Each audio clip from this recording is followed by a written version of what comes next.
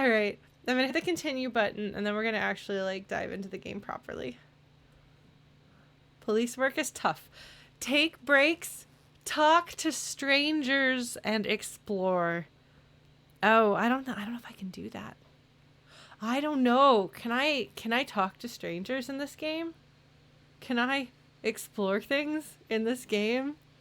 Am I capable of doing that? I don't know. it's a joke.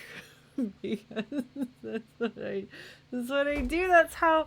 Congratulations. Like, this is the 16th stream, which if we average out to 4 weeks in a month, that makes it 4 months worth of streams, and we're about to roll on over to day 2. So it's like the slowest that I think I've ever been about anything in any video game ever. My apologies if that drives you up the wall, but I have enjoyed digging my teeth into this game, and I'm looking forward to continuing to do so. Hello, everybody. As a reminder, before we dive on in, I take my no spoilers, no backseating policy very seriously. Unless I specifically ask at the end of one stream, like, remind me of something, or unless I put on this hat and ask you a question. If I'm talking about things or asking questions or speculating or whatever, I am doing so to myself. It usually is rhetorical questions from your perspective.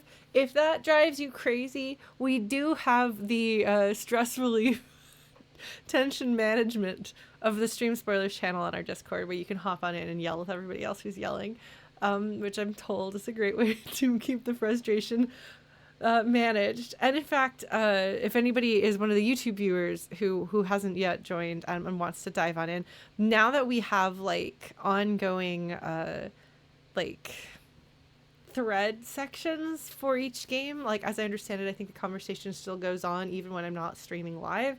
So if you want to join on in, I'm pretty sure they'd be happy to see you. So feel free. I'll put the Discord link in. I should probably put the Discord link more, like, post it more on YouTube than I do, but like, feel free to join. Everyone's really nice and cool. Oh wow, Chernobyl, somebody else went on for 2 years before they got to day 3. I don't know whether I am impressed or jealous. Oh no, are they taking my title of world's slowest Disco Elysium player away from me? Oh no. I feel like this person and I should be friends.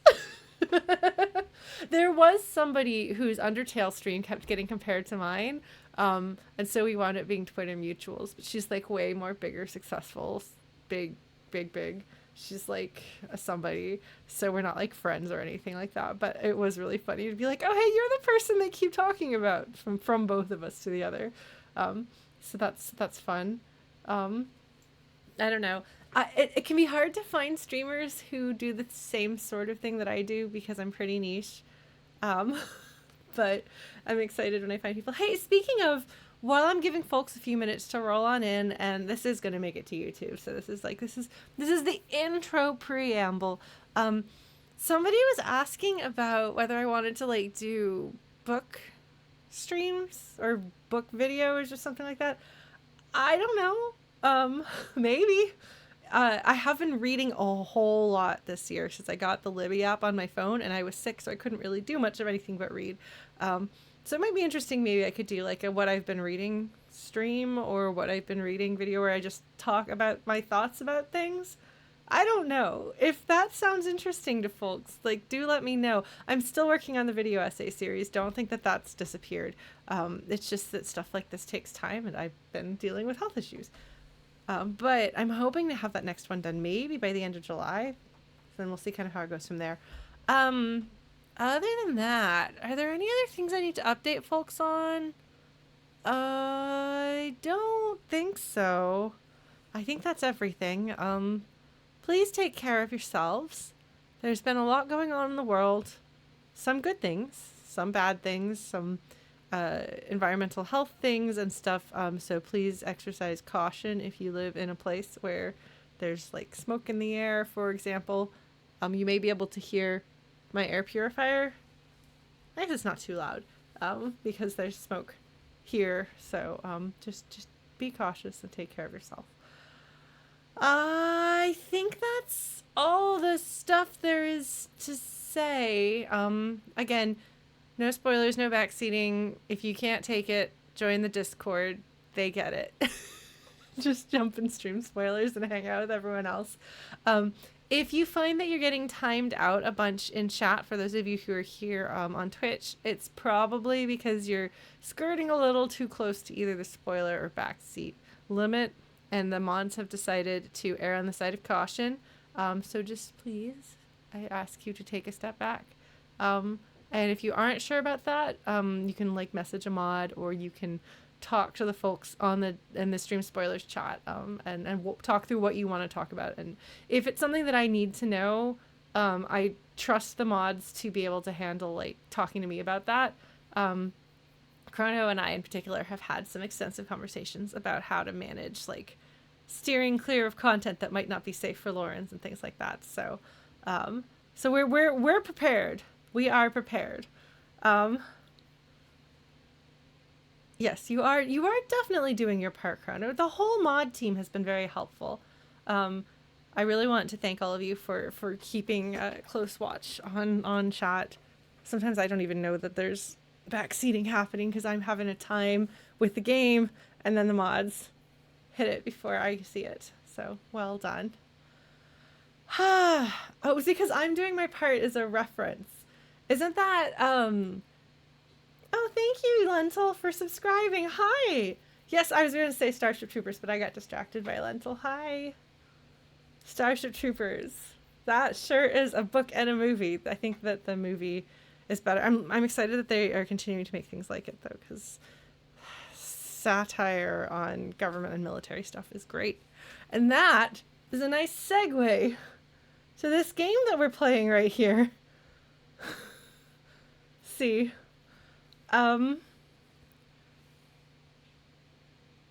So it's gonna be interesting to actually roll over to day 2, because at this point I don't know how many days are there going to be. Is this going to be like a game that I played over Christmas that has exactly 1 week basically, or is this going to be a game that covers like a month's worth of stuff? Are we going to skip time? I have no idea. And how much are things going to change between days? Are there things that I've done today that would be cut off in future days? Are there things that I've done today that were expected to be done in future days and I just crammed in a whole lot into one day? I don't know. I don't know what the rules are, and we're going to figure that out to some degree when we wake up. Interestingly, we now have the goal of gathering enough money each day to pay for a place to stay. Otherwise, I assume we may have to stay on the streets, which is much more concerning in a place as cold as Revachol than it would be in, say, most of Texas most of the time, you know? So that is an interesting choice that they have made by setting this in the location and time that it is. You can't just sleep outside overnight and like you can't just sleep rough and have it be not a problem. Like there will be repercussions. My suspicion is if you don't do a good enough job preparing yourself to sleep rough, my very not in great shape Ocelot might just die overnight. He might just freeze to death. So I'm going to try to avoid that because I don't want to put any more points into health. But we did have a good and interesting time last time. We learned that because I've been kind of like keeping my volition levels low, that might actually be a problem. That maybe I should, or this right here, the morale being low, I think it's volition is affected by low morale. So actually during the day, I should probably, when I take a morale drop, I should probably ingest some meds to fix that. Hopefully not make myself a dry addict in the process. But yeah. So I feel like on some level, I'm actually wrapping my head around the way the game plays. which means that it could completely turn that on its head. Now, what they might not expect me to have figured out how the game plays yet at this point. So the turning it on its head may not happen for a few more days. We'll see. It's really hard to say with something like this, with something like a game that's interactive and non-linear like this. There's no real way. Hold on. There's no real way to. There's no real way for them to know for sure what you're going to have done at any given time. Like, they can't anticipate your pacing. They can't anticipate what you'll have seen or what you'll have done, where you'll be emotionally, what content you've experienced or not. And that's something that I found really interesting in Horizon Zero Dawn, which was a less non-linear game, if that makes sense. Like, it's still an open world game. It still has, you can do the side quests in any order related to the main story quest. Whereas this is just, there's just like a million little things you can do at any given time and a billion flags to reflect what you are. One of the challenges with writing something like Horizon Zero Dawn that I'd like to talk about more at some point in the future is making it so that the different quests and the main story quest, wherever they are in relation to each other in your playthrough, it makes sense and nothing feels out of place. This game has that as like even more of a problem in a way because there's so much you can do. But because there's no gameplay outside of the talking really for them to worry about, they can focus all of their energy into doing that, which is nice. But it does make it really hard for me to anticipate what the plot is going to do. Because, I mean, you heard me talk about how I anticipate at some point they will turn it on its head where you think you figured things out and then they're going to throw you off somehow. Because so much of this game is about being disoriented and feeling out of place, it seems likely to me that there is going to come a point in the game where they do that. And it'll also be a really nice way, disoriented. Oh my God, Stephen Go, that's well done. No, I think that that's something that I expect them to do at some point, but I don't know when. Because if you do that too early, when your player is still completely thrown off, it's not going to have any effectiveness because they're already discombobulated. How's that? Discombobulated is a word that means, or that is similar enough to disoriented, but actually has disco in it. Look at that! I'm pulling out my vocabulary for the sake of being able to include the word disco into things. Yes. I'm proud of myself for that. No, but it won't have effect. It's just like comic relief is helpful in between emotionally heavy things to affect you.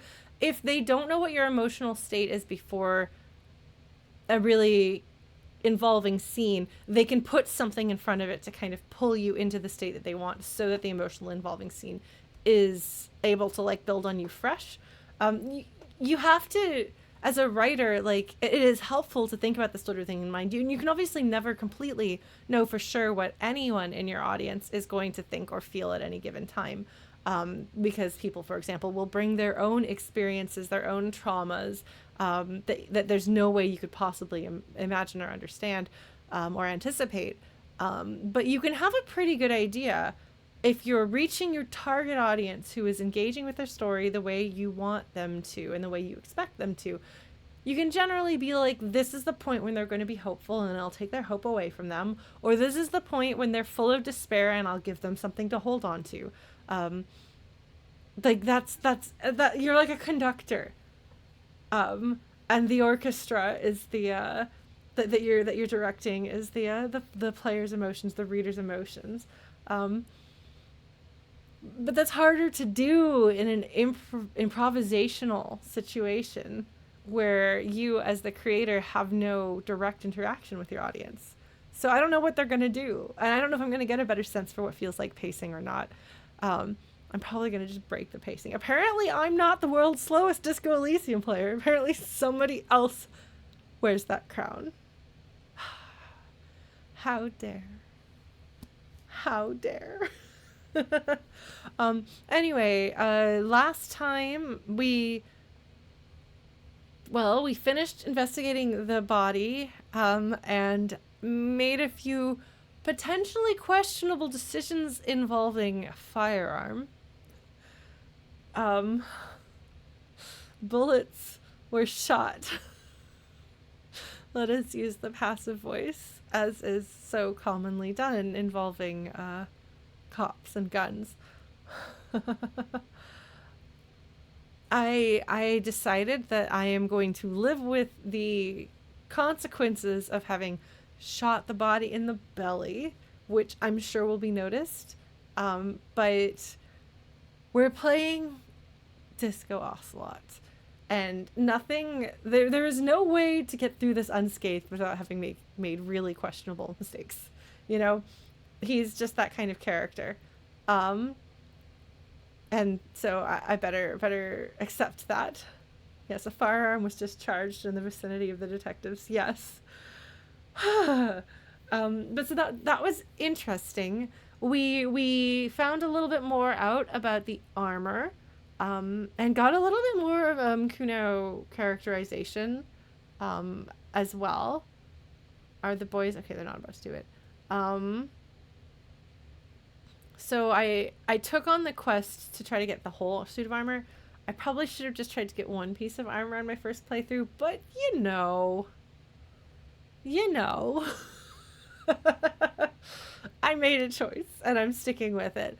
That's going to be a tricky one to get. They did warn me that I won't have that until like the end of the game. They didn't say that, but they said that.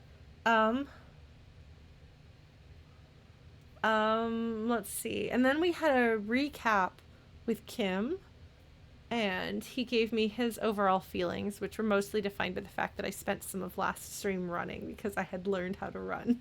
And he complained about that, which is funny because I haven't really done that much over the course of the game. But I did do more running than Kim wanted, so we won't be running everywhere because apparently Kim doesn't like it. We got some characterization of Kim and his political leanings and his background, and groups that he's been involved with, as well as a little bit more world building, which is interesting stuff. And once again, I don't know quite enough to build anything with it yet, but I'm curious to see. And I'm trying to think, is there anything else that I need to go over? Any other big topics that I didn't cover? I don't think so. I think we're good. I think we're ready to dive in. Oh, we leveled up. And I didn't put any points into health. I put points into reaction speed. Right, because they promised me they promised me banter and clever comebacks. That's why. That's why I took it. I could not resist the temptation for sass. I am nothing if not predictable. Now I would do slightly less badly against Joyce, maybe. No, I probably would still do pretty badly, but that's okay. We will slowly work our way, get more levels, talk to people, get levels. Look at that. I'm actually fairly close to getting another level. And then we can continue putting points in things and getting better at things and unlocking more dialogue options. Yes. Oh no. I see that the quote bot is talking about my love of property damage. I have not done massive amounts of property damage in Disco Elysium, have I? I don't think I have. Well, okay, Ocelot has. But Lauren hasn't.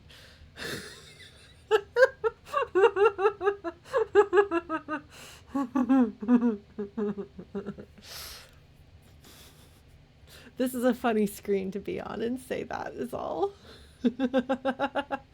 If you haven't watched me play either Dark Souls or literally any Zelda game, I really enjoy property damage. I just really like it. Like, give me things to smash, and I will smash them. Yeah. Iguanas. I'm pretty sure that doesn't say iguanas, but I don't know how to pronounce it, so my brain is going to fill it in. Okay, so I do want to redo the visual calculus of figuring out what went through the window, which is probably my shoe. But then I'll get some experience and maybe be able to get another point in sassy dialogue. So I think we're basically done, though. I think I'm going to turn in for the night. Kim will be one of these. And yeah, let us go into the room. All right. Kim says, see you in the morning.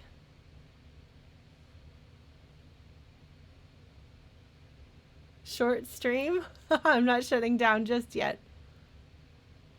I don't think I'm going to do a crime. All right. Hold on. Visual calculus. Let's do it.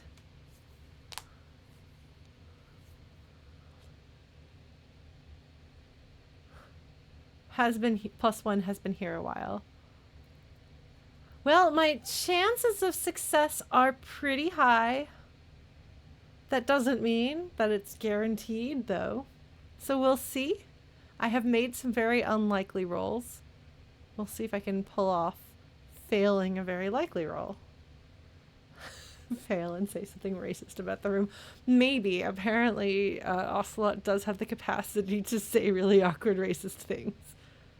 Let's see what visual calculus has to say.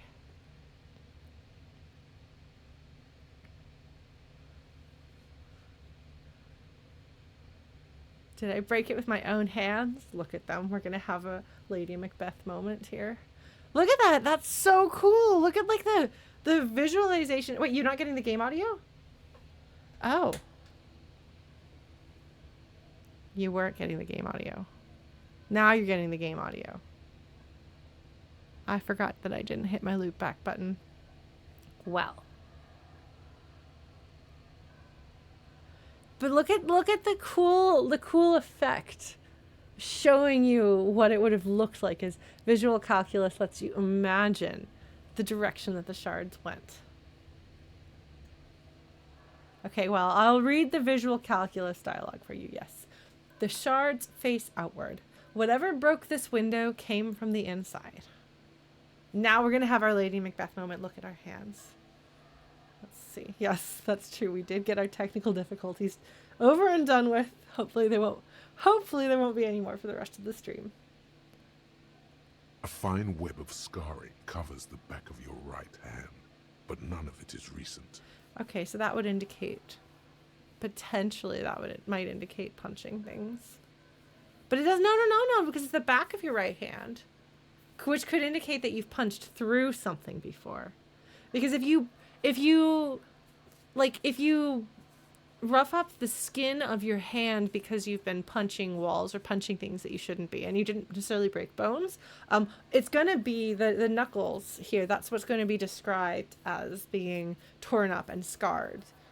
If you've got a fine web of scars here, and yes, I have my camera mirrored, so this is my right hand, this is my left hand. That could indicate that your hand, but only this hand, has gone through glass potentially and gotten cut up there. Now, it's interesting the fact that it's specifically only one hand. To me, that indicates that this is a man who throws right-handed punches. I guess that probably means he's right-handed. That sounds like he did actually probably get his hand scarred up by punching through a window or something like that. However, I do want to point out, as much as he could very easily have gotten mad or drunk or in a state and punched through a window that way. In fact, he may even have been on some sort of drug that dulled his ability to feel pain or made him think that he was invincible or something like that, which is one reason why sometimes people do things like this. It's also possible, I have to point out, that if he did break through a glass window with his hand, he might have had an actually good reason to do that. There's possible that it could have been like in case of fire, break glass. Could have been in a vehicle or a situation like that of some sort that you have to break the glass to get out or to pull someone else out of a situation. There are reasons that are not just Ocelot being a huge fuck up that could explain scars on your right hand, potentially from punching through glass. However, we cannot assume that it is a reasonable reason, because we do know that Ocelot is a huge fuck up. So look at me, I'm swearing on stream. Kim went to bed, I can say the big swears. I've been saying the big swears. Kim says the big swears. All right, so I'm going to say, what did this then? I mean, it's going to be my shoe, but that's fine. More likely a projectile than a held object. There are no fragments on the floor from pulling a tool back in after impact. That's so fascinating. Because, like, you can tell that the glass would have mostly gone out. So you can assume that it is outward facing instead of inward facing because the glass isn't all here. But the little detail that it is, like that if you hit it and then pull back, some of the glass is going to come back in. But it didn't. So something sailed through the window. Okay, so I can either say, wait, what am I doing? Or assess the size of the impact. I'm going to take this seriously. Why not? Let's assess the size of the impact. Because the other thing sounds like we might not go through with it. And I don't know why. We're just going to do this. We're going to cop this. We're going to detective. We're going to do detective work. It is too large for a bullet, yet too small for a piece of furniture. You're looking for something heavy and larger than your fist. Are shoes heavy? I don't think they are. I mean, maybe like disco shoes are heavy. Maybe they're dancing shoes. They could be heavy. Although I think you would usually want light shoes for dancing unless you're doing like something like tap. All right. The shoe you found on the balcony fits the hole almost as well as your foot. It would have also been heavy enough if thrown with force. All right, so here's another case where there's that little tiny bit, just one really small, super minor, teeny tiny, itty bitty flag, totally inconsequential. But you already found the shoe when you get this visual calculus moment, so they flagged it to recognize that. Chrono, boo, boo. Congratulations. You smashed the window with your own shoe. Thank you, visual calculus. I already figured that out, but thank you. Oh my god, Chrono! He keeps at it. He goes from shoe in to boot. Well done. Well done. Oh no, Fan Whisper. Everyone's running with it. Oh no, it continues. Oh my god. Incredible. Incredible work, everybody. Chrono. Oh man. All right. So I can either say, maybe it wasn't me, question mark, or I'm sure I had a good reason for it. Maybe I was trying to hit someone. Or 3, what a stupid thing to do. Oh my god. Oh my god. There's just so many. They're just exploding with puns. They're just exploding with puns right now, everybody. If anyone is not watching chat right now, just know that chat is having a time. All right. So I don't think I want to pick maybe it wasn't me because there's no reason to think that. So I could either speculate. I could either let Inland Empire out and think about what if a ninja assassin came into my hotel room in the middle of the night and I had to attack the ninja assassin with my shoe and just so happened to throw the shoe through the window while the ninja assassin ran out not through the window. And I was spared. And maybe the ninja assassin is actually the one who's responsible for all of this mess, and I didn't actually do it. And so really what I need to do is track down the Ninja Assassins League and demand that they pay me the money I need to repair the damage done by the ninja assassin.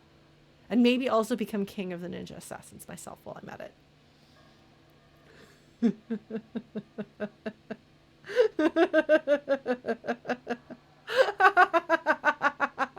Look, I said I was going to listen to Inland Empire. And Inland Empire is not necessarily satisfied by just saying that I was trying to hit somebody. We gotta go all the way with it. With ninja assassins, obviously. Oh my god, the ninja better foot the bill. Oh no. So, therefore, I think the best, or the other thing is to be self-deprecating and self-hating. Maybe the ninja took my gun. What you don't know is that Disco Elysium is actually a ninja game. I mean, we've had pirates versus ninjas for years. Why not have cops versus ninjas? Right? Right? Obviously.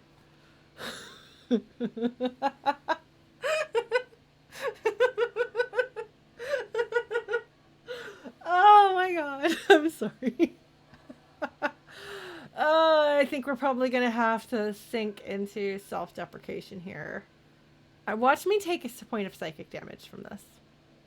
What a stupid thing to do. Pretty much. But hey, at least you found your shoe. That's true. I really would wonder whether I would have let my Inland Empire out to play and see whether Ocelot's Inland Empire had something as fun as Ninja Assassins.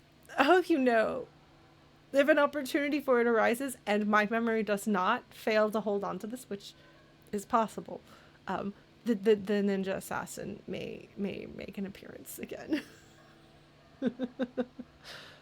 Not that it will keep you warm at night. Brr. Pain threshold does not appreciate how cold it's going to get in here. Maybe I can put something in front of that. Like this door right here. I could maybe heft the door up in front so that at least like the wind isn't coming in directly. Make louder noise, that would suck. Alright, what else can I interact with in here? I can close my door, which I might want to do. That seems like a good idea. So if this is a door, I wonder if that means that I could go into, if that's Kim's room next door.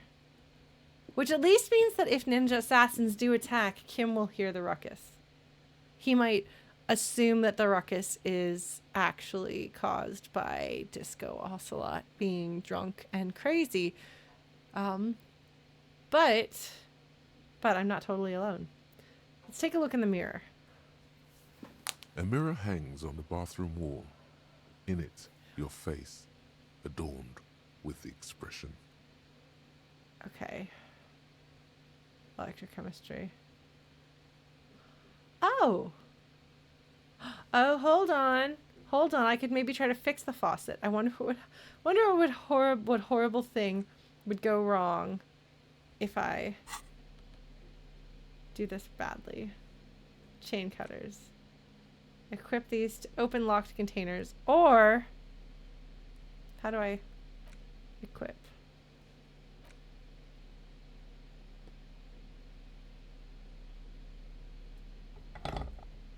In his right hand, because he's right-handed, presumably. Alright, let's try again. A mirror hangs on the bathroom wall. In it, your face, adorned with the expression.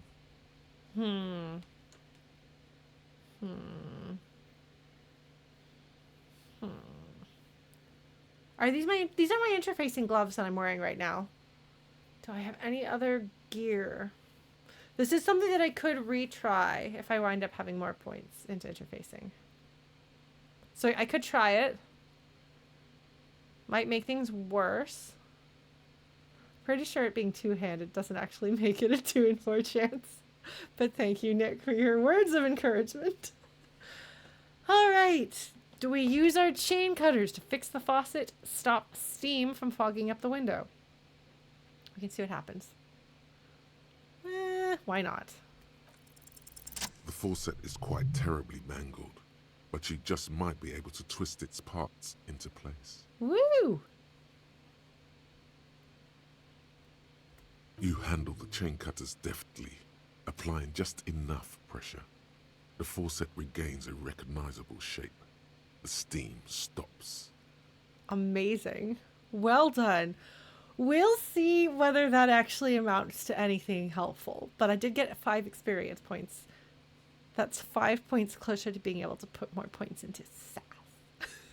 Little late for talking to Joyce, but might be useful later. All right. Continue. Told you that you needed those chain cutters. Everything is connected. Everything has a purpose. I got morale. Confidence in myself. I was right. I did need those chain cutters. To be fair, though, honestly, humans do benefit from having something solid to believe in. And so I can see, like, deriving some comfort from that. The mirror begins to clear slowly without you having to wipe it. Amazing. Oh, look at that! My ability to stop the expression from happening has gone up because there's no more steam. However, I still feel that 3% is maybe not ideal. We can try it again. By boxcars, you mean basically a critical success? Yeah, I'm gonna not do that. I'm gonna see what else I can do. There'll be something else that'll make it a little bit better. Let's let the mirror be for now. Look at that. It's actually different. It's no longer, water is no longer going off there. That's so nice. Look at that. I'm slowly fixing the place. I mean, chances are I broke it. I probably broke that. Can I fix anything else in here? No, I can't. It feels calmer in here now, though. I think that we should be able to write this, like this right here. Like, we should be able to make the picture stand straight. Is there something else I can do here? The window stands broken in its frame. Cold wind blows in. There's gotta be something else I can do. Hold on.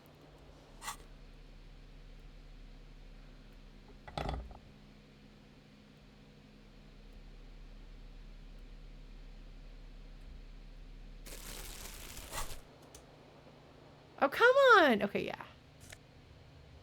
There we go.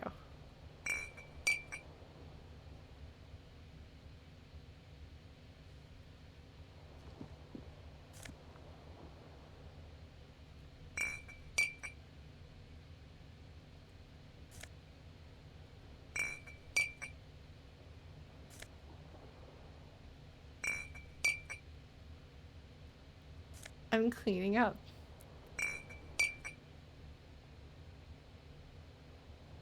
Is that a, yeah, there's another one right there. My goodness. Alright, let's see what else. If there's any more sneaky around. My touchpad's having some slight troubles, so.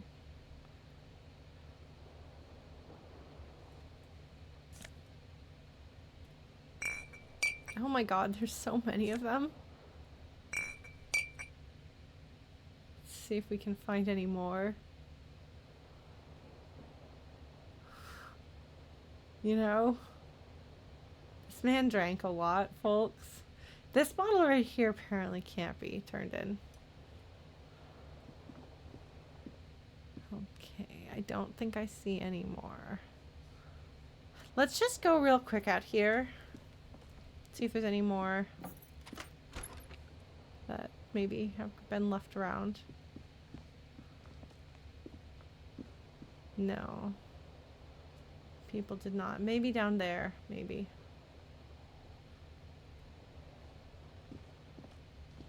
Yeah, how many did I have there? 6? 7? We're just gonna go get some of this.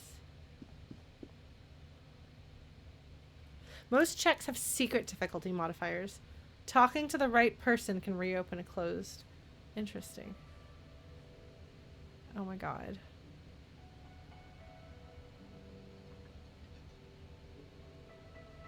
I could take this person's.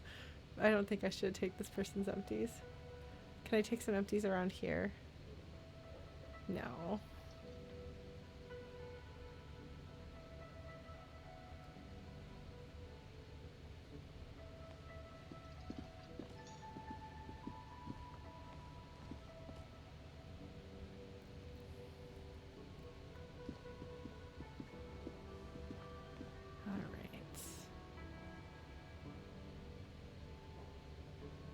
Ah, she's gone home. Wonder if the people are different here now. Yeah, this guy I think talks about capitalism. This right here kind of warps what's around it a bit. Yeah, the guy in the Sands hoodie, yeah, he's talking about capitalism. This dude over here is snoozing. I could take his painkillers, but I don't think that would be very nice of me. Alright. Well, I was trying to figure out how many bottles were there. I might go grab a little bit more. Wait, have I talked to you yet? No, I can't talk to you. Can I talk to you? No. There's a back door I could go through. I don't know, that's a good idea. Lentil, well, good luck with your role playing. Low on morale, put points into volition. All right. I'm pretty sure that, yeah, if you can interact with the thing here. Gosh, okay.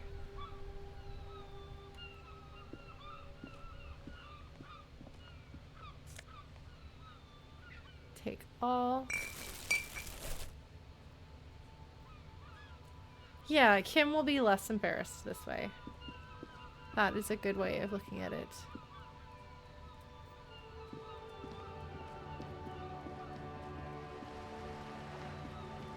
There's a trash can right here. It's nice that it doesn't make me walk all the way down there. Alright, well hopefully we'll wind up with enough money to be okay.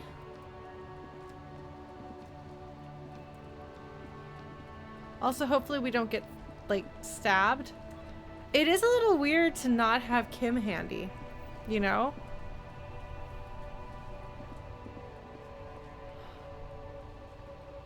The old men are gone. Okay, so some people do leave, which, I mean, it did tell me. That's interesting. Feels a little less safe without Kim around. Okay, there's no trash around here. Hopefully we don't get shanked. Somebody randomly is like, this is a stick up. There we go. Yeah. I mean, honestly, I imagine that Kim on some level, like Kim would be embarrassed. But I do think that Kim would approve of me doing this instead of other ways to get the money. Even if he had to miss out on his fancy hubcaps. Is there anything around here that I couldn't do before? A rusting control panel with loose wires dangling out from the hole where an indicator light used to be, and a mechanical lever sitting in the middle. This panel usually closes the water lock, turning it into a bridge that lets you cross. Wait. Why is my inventory... Why did my inventory glow there?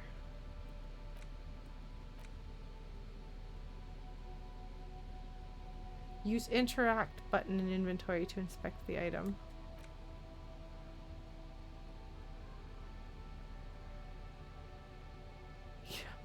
Lieutenant Kitsuragi snapped this photo of the hanged man's tattoos. It displays the intricate web of blue lines stretching across his torso.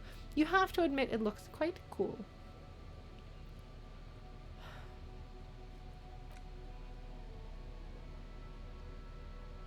Alright.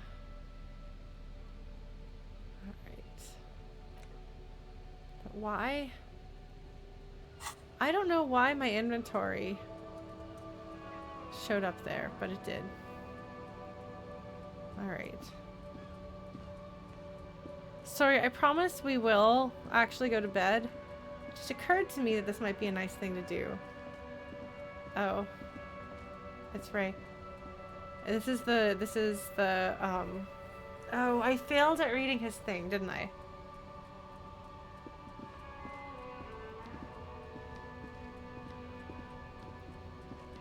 I couldn't figure out what he was addicted to.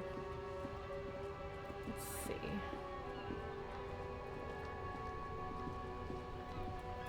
Come on, Ocelot. We can do this.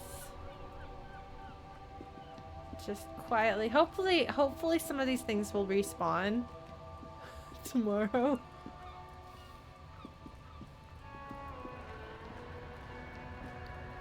Wait, what is that? Can I get up there? I don't think I can. Wait.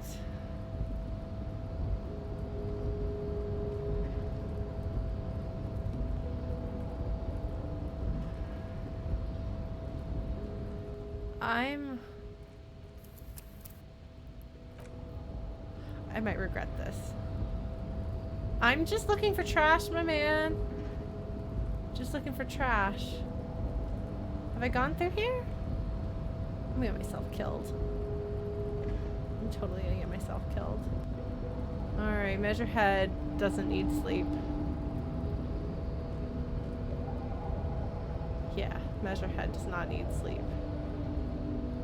Alright, well, I'm not gonna mess with that. I suppose perhaps his racism is stronger than any drug.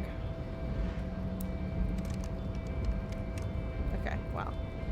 I wonder if I could crowbar my way through there. Potentially. Alright. Let's go back down here. Alright.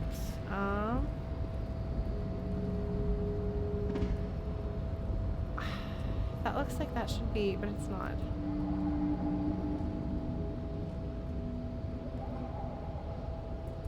How to get the tare from here?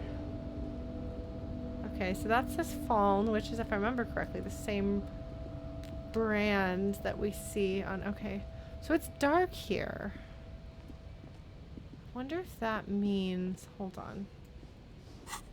I have a thing that I can use. And put in this hand, right? There we go. I don't know if this works in this kind of situation or not. Those look like bottles, but they're not.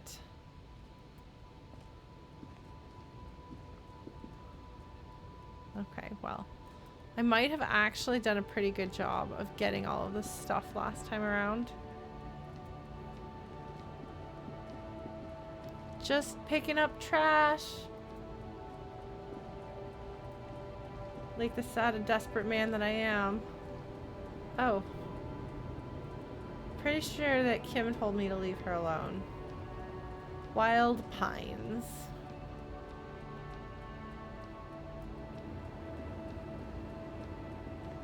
The woman still has her eyes fixed on the photograph in her hands. In the background, the radio plays. Grandma? Nothing. Her smile. Just no response. Wherever this woman is, your words fail to reach her. Paledriver. I don't know. I don't know how rude this is. I wouldn't feel comfortable doing it. It feels pretty rude.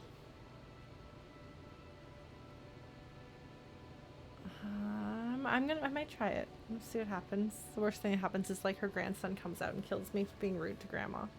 Where am I? Who are you? Oh. Like a magician recalling a subject from hypnosis, you've jolted her back to reality.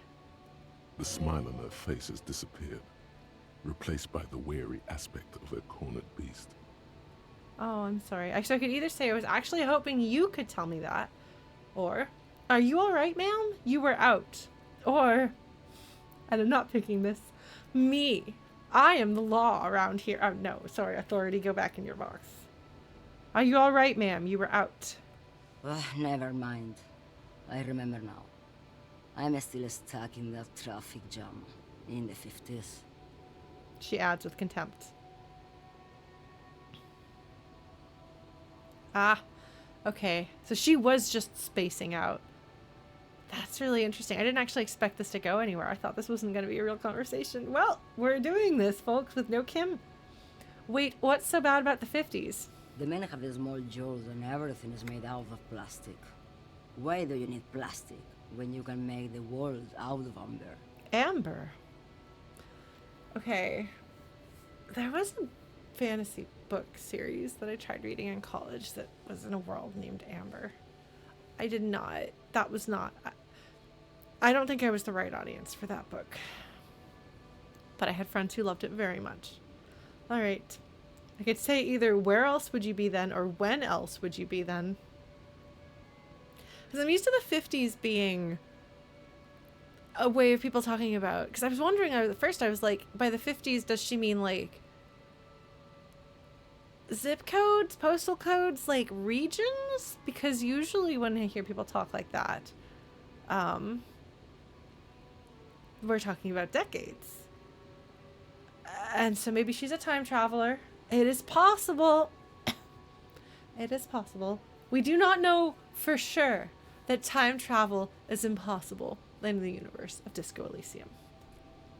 It could happen.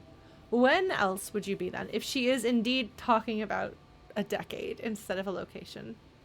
Back in Methka, during the time of the revolution. The sidewalks and cafes are filled with the young people. I was on my way to see a new Boyadero picture starring Gabriel Buendero. It sounds like she's got, I think that's some sort of a Spanish accent. I did like his Dark Materials. I haven't reread them in a while. But he started writing a prequel trilogy, and I read the first of those, but it seemed like the others weren't coming out anytime soon, so I haven't read them if they have. All right. Let's see. Until you came along, that is. The look she gives you is accusatory. So I can ask who Gabriel Buenguero is. I'm sorry. Or, so I take it you were in Mesk when you were young. Sorry to interrupt your dreaming, ma'am. Or I could ask more questions. Oh, this is like a whole thing. Okay. Who's Gabriel Buenguero? This is Gabriel Buenguero. Buenguero. Okay. Buenguero. I'm really not very good at languages I don't speak. She shows you the photograph in the lavish amber frame. So it's amber instead of plastic. Interesting. Let's take a look. A strikingly handsome man looks straight at you, his head crowned with a wide brim hat.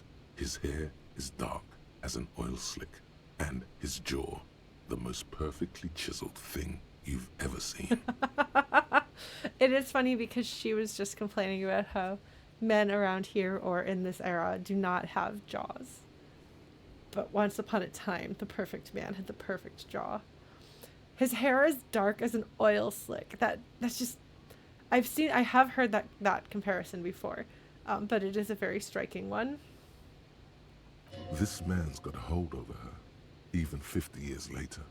You can feel it. So she daydreams.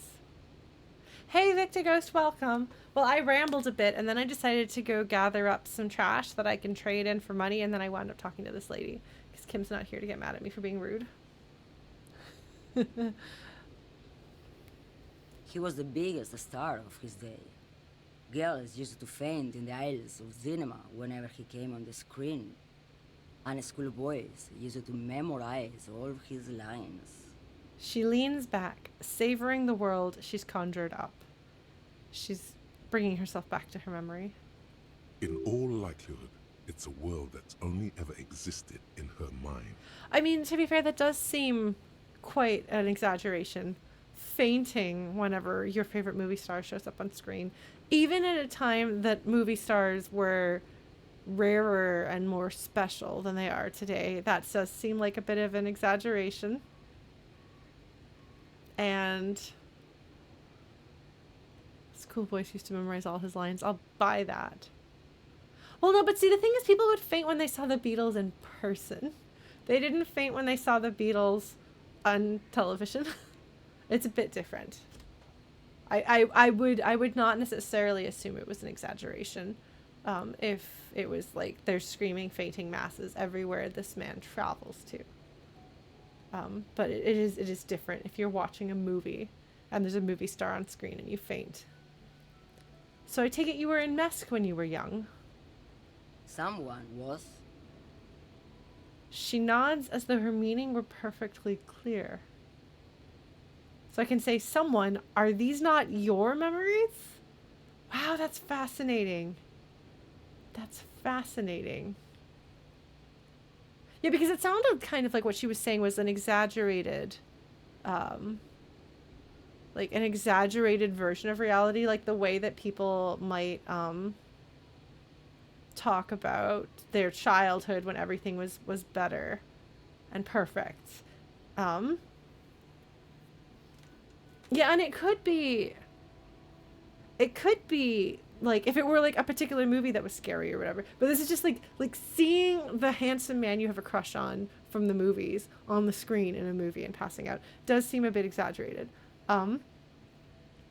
So that makes sense to me. But now that she's saying someone was, as though I should know what she means, I'm confused. So what does this do? Can people buy other people's memories and consume them? I have certainly read many a story in which this can happen. In fact, so the Chronicles of Prydain, one of my favorite book series from when I was a child. They're children's fantasy. But there are some magical beings who offer to trade things for memories of a summer's day and things like that, which is very, very, very folktale, fairy tale bargain. Yes, I love them very much. They were very formative. If you like the adult that I have grown up to be, you can thank Lloyd Alexander for his influence on my young self. Or even the book Siren Queen that I just finished reading. There's a lot of trading, sometimes years of your life, sometimes memories from your life. And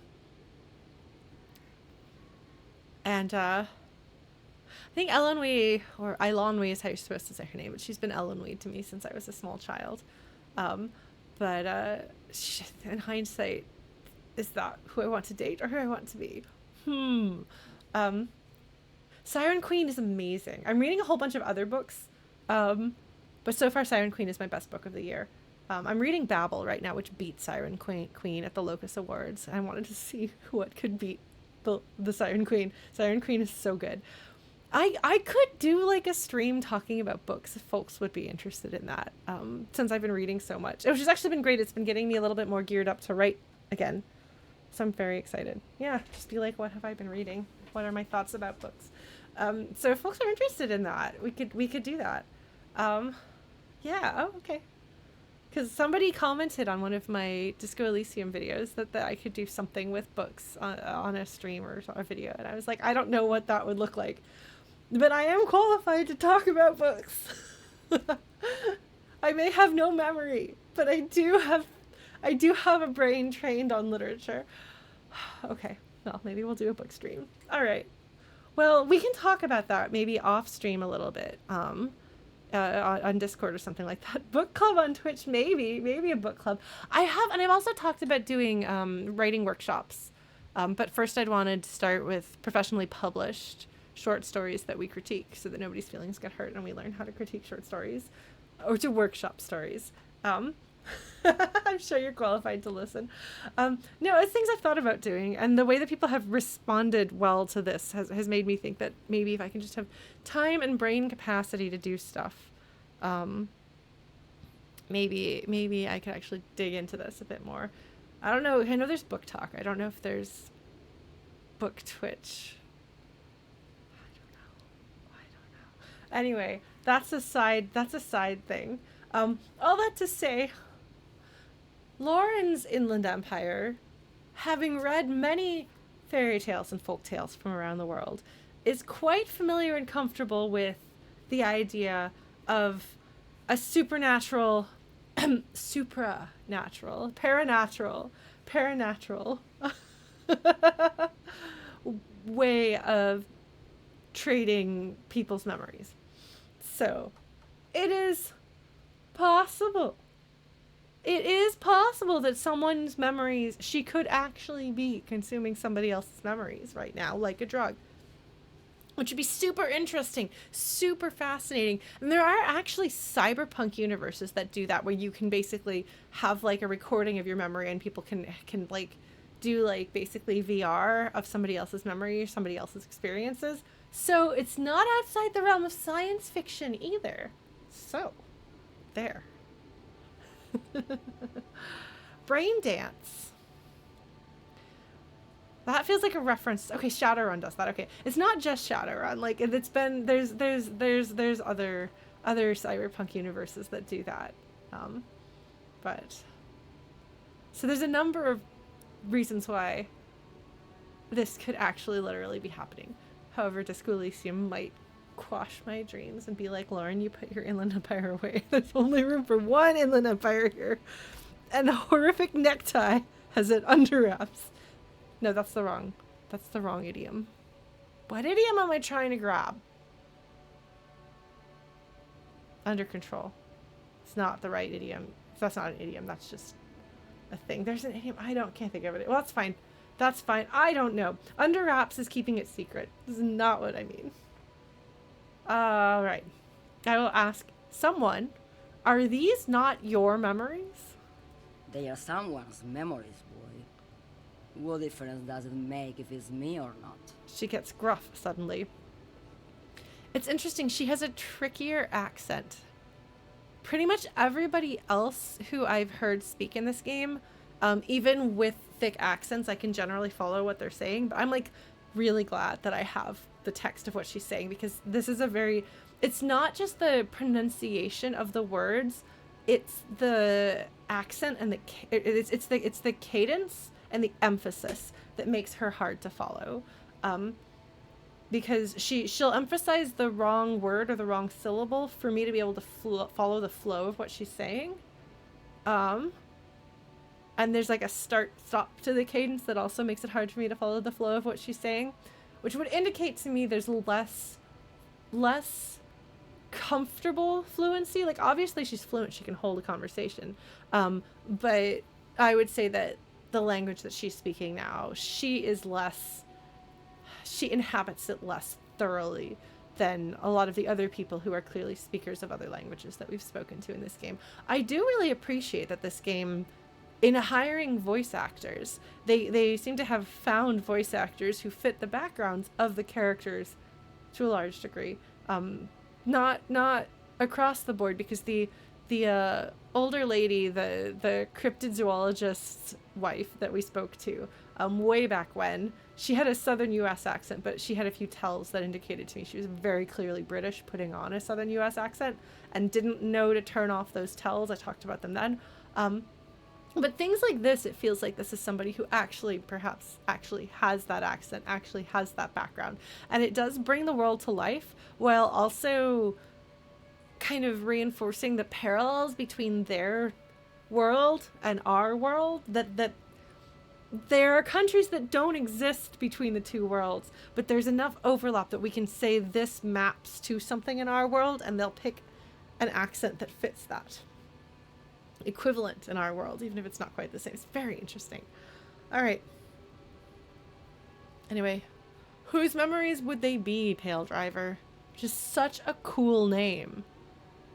Because I just assumed that she was like an old lady just like hanging out here while somebody else was the actual person in charge of whatever truck or caravan or other situation that she's in, you know. Like I just assumed that she was the senile old lady who just nods at the back of the room and maybe knows some things.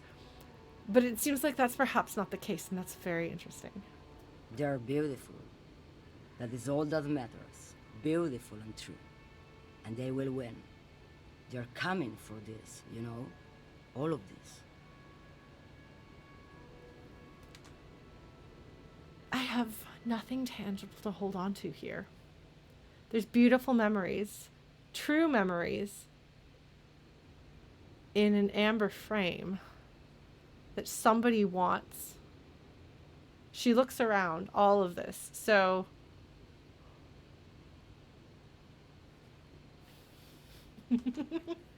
okay, crazy Inland Empire mini golfing, perhaps. This whole thing is an illusion of some sort that we're in. Perhaps this whole situation, this whole scenario that Ocelot is existing in is not reality, which I think I've talked about something kind of like that before. But it would make more sense if there is this woman here. And again, reminder, because this might be completely cuckoo banana pants out there crazy, and you want to be like, Lauren, why? Shh, let me have my fun. And if by some crazy ass miracle I'm actually somehow close to something that's actually happening in the game, shh, let me not know. So do not confirm or deny even my wacky out there theories. Because the UI, when we pull into our like not the screen, but even the screen that we're on right here, where it says Feld playback, like this actually would make sense, because I've asked, whose memories are we watching? Who is looking at the Feld playback? You know? Giga golfing instead of mini golfing. Thank you. I appreciate that. That's where we just go way out there. No, but who is watching the Feld playback? Is it Ocelot, or am I somebody else, either as me, the player, or within the context of the universe, another entity who is watching and experiencing Ocelot's memories through the Feld playback machine? Is the Feld playback machine of some sort, does it let you experience like a fictionalized version of something? Is it that somebody's memory has been recorded? Is it like a camera recording of the situation and we're just watching it and speculating what's going on in his head? Is it in some way related to what this old woman is saying? Like, is this, what's the word? Metal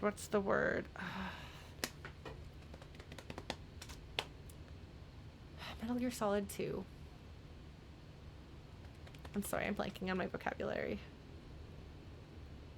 Simulation. Is this a simulation? Sorry. I'm sorry, that's where I got that. That's the thing that I was pulling on to remember what that word was. No, like is this a simulation of some sort that Ocelot has been lost into, and that's why the pieces don't quite feel right, and why I'm trying to unravel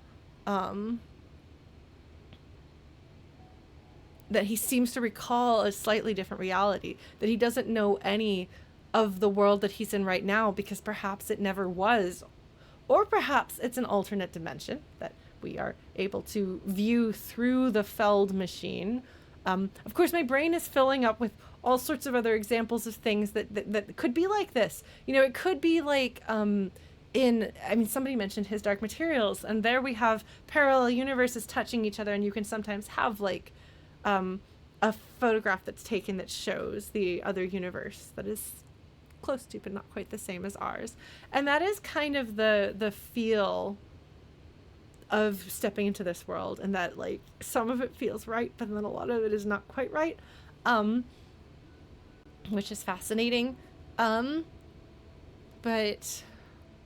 or there's also, you know, Assassin's Creed.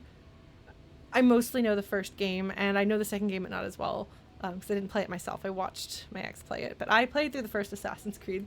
That was the last open world game I played prior to Horizon Zero Dawn. Not a genre I kept up with. Oops. Where you are able to engage with somebody else's memory. Using a present day machine, you're able to go back in time and experience somebody else's life through your DNA. And so that kind of explains how like the UI and some of the mechanics Like, if you do a thing that Altair would never have done, it breaks your connection to Altair and your game can end and you have to load from your last save or whatever.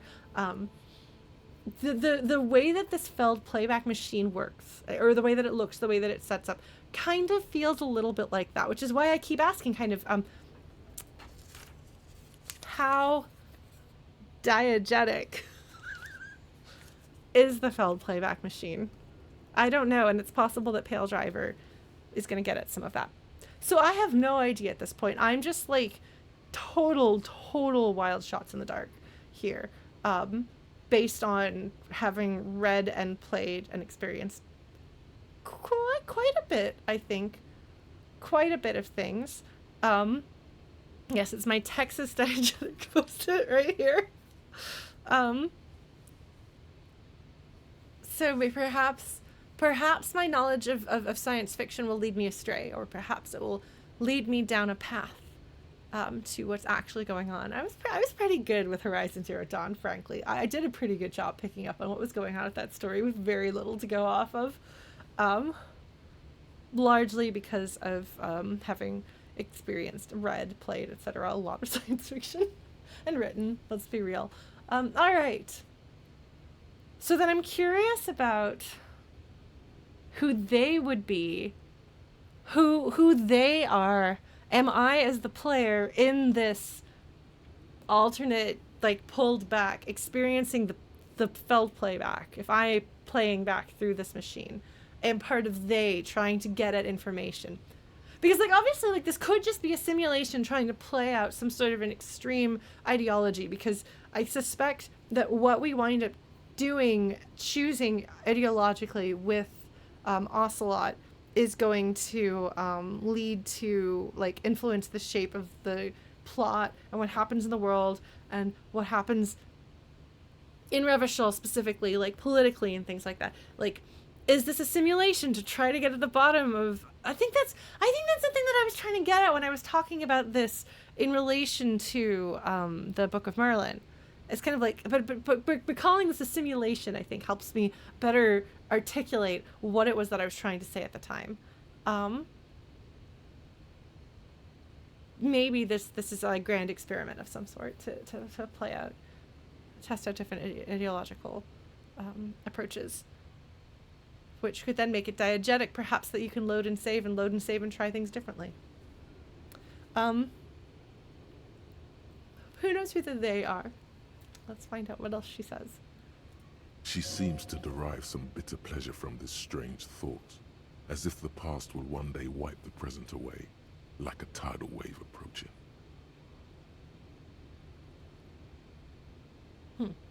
Sorry to interrupt your dreaming, ma'am. I wasn't dreaming. I was there, Loman. It was early spring, and the mine behind the Black Sun had just come out. The posters were 20 meters tall. Everything was golden. Of course, I talked about her cadence earlier, and now the cadence feels very natural, and it's just that it's a more difficult accent for me because I don't have as much experience listening to it. Perhaps she's more awake now and is not starting and stopping as much. Her eyes narrow, and she appears to take your measure. The man behind the Black Sun. I'm going to try to keep an ear out for that as something people might... I don't know. I'll look for symbols that are related to that.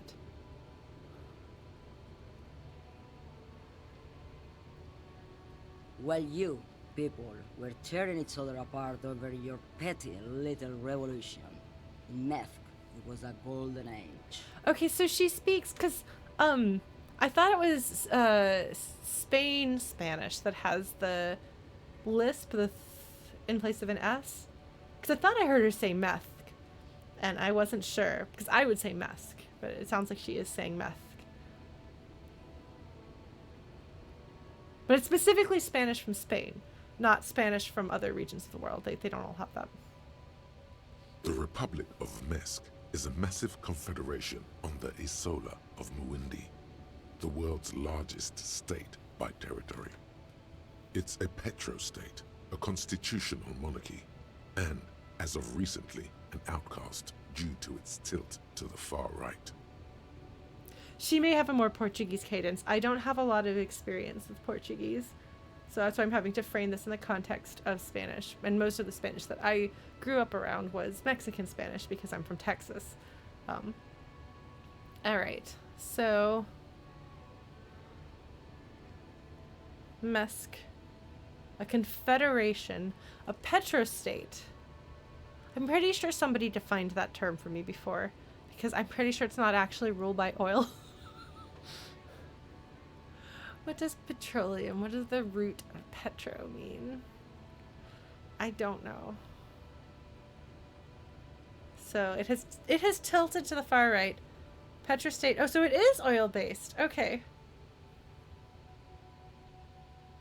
All right.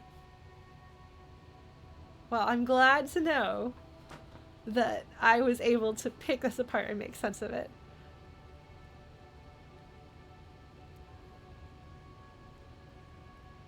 All right.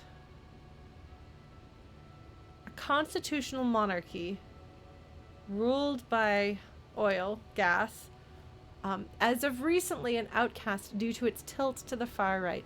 Well, it's good to know. It's good to know that in Disco Elysium land, going to the far right is an unpopular decision on the global stage. We could use a little more unpopularity of the far right in our real world right now. And so we know, or at least we get the vibe, that leaning to the left perhaps is not super popular on the global stage either, but definitely good to know that the far right is not. That's good. I'll take that as that is something that I could live with. All right.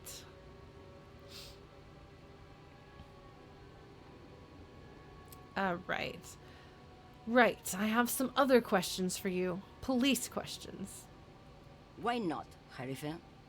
It's not like I have anything better to do in this hellhole. She settles back against the railing of her motor lorry. Behind her, mountains of memorabilia, photos, and knickknacks line the dashboard. Okay, so she really does collect memories. That's fascinating. All right. Zerife. I assume that I'm going to go out on a limb here and say etymologically that word is connected to the word sheriff because I'm a cop. It doesn't actually make any sense for that to be the word, but that's the sort of thing that you do when you try to make sense of words you don't know in a language you don't know.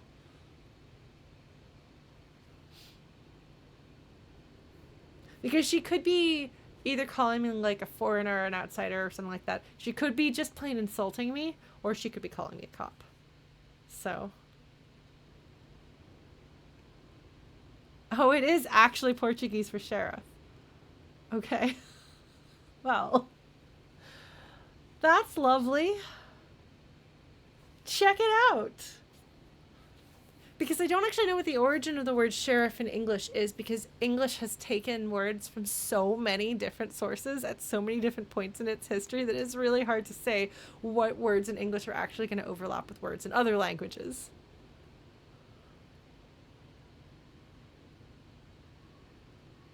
Man.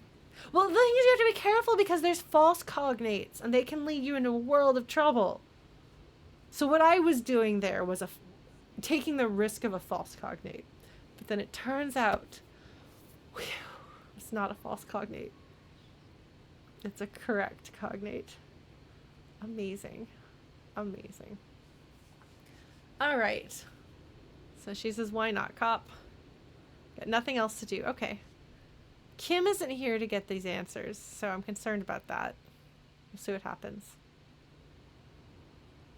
There's something off about this woman. Tell her to show you the soles of her boots. Maybe she was at the hanging somehow. All right, Inland Empire.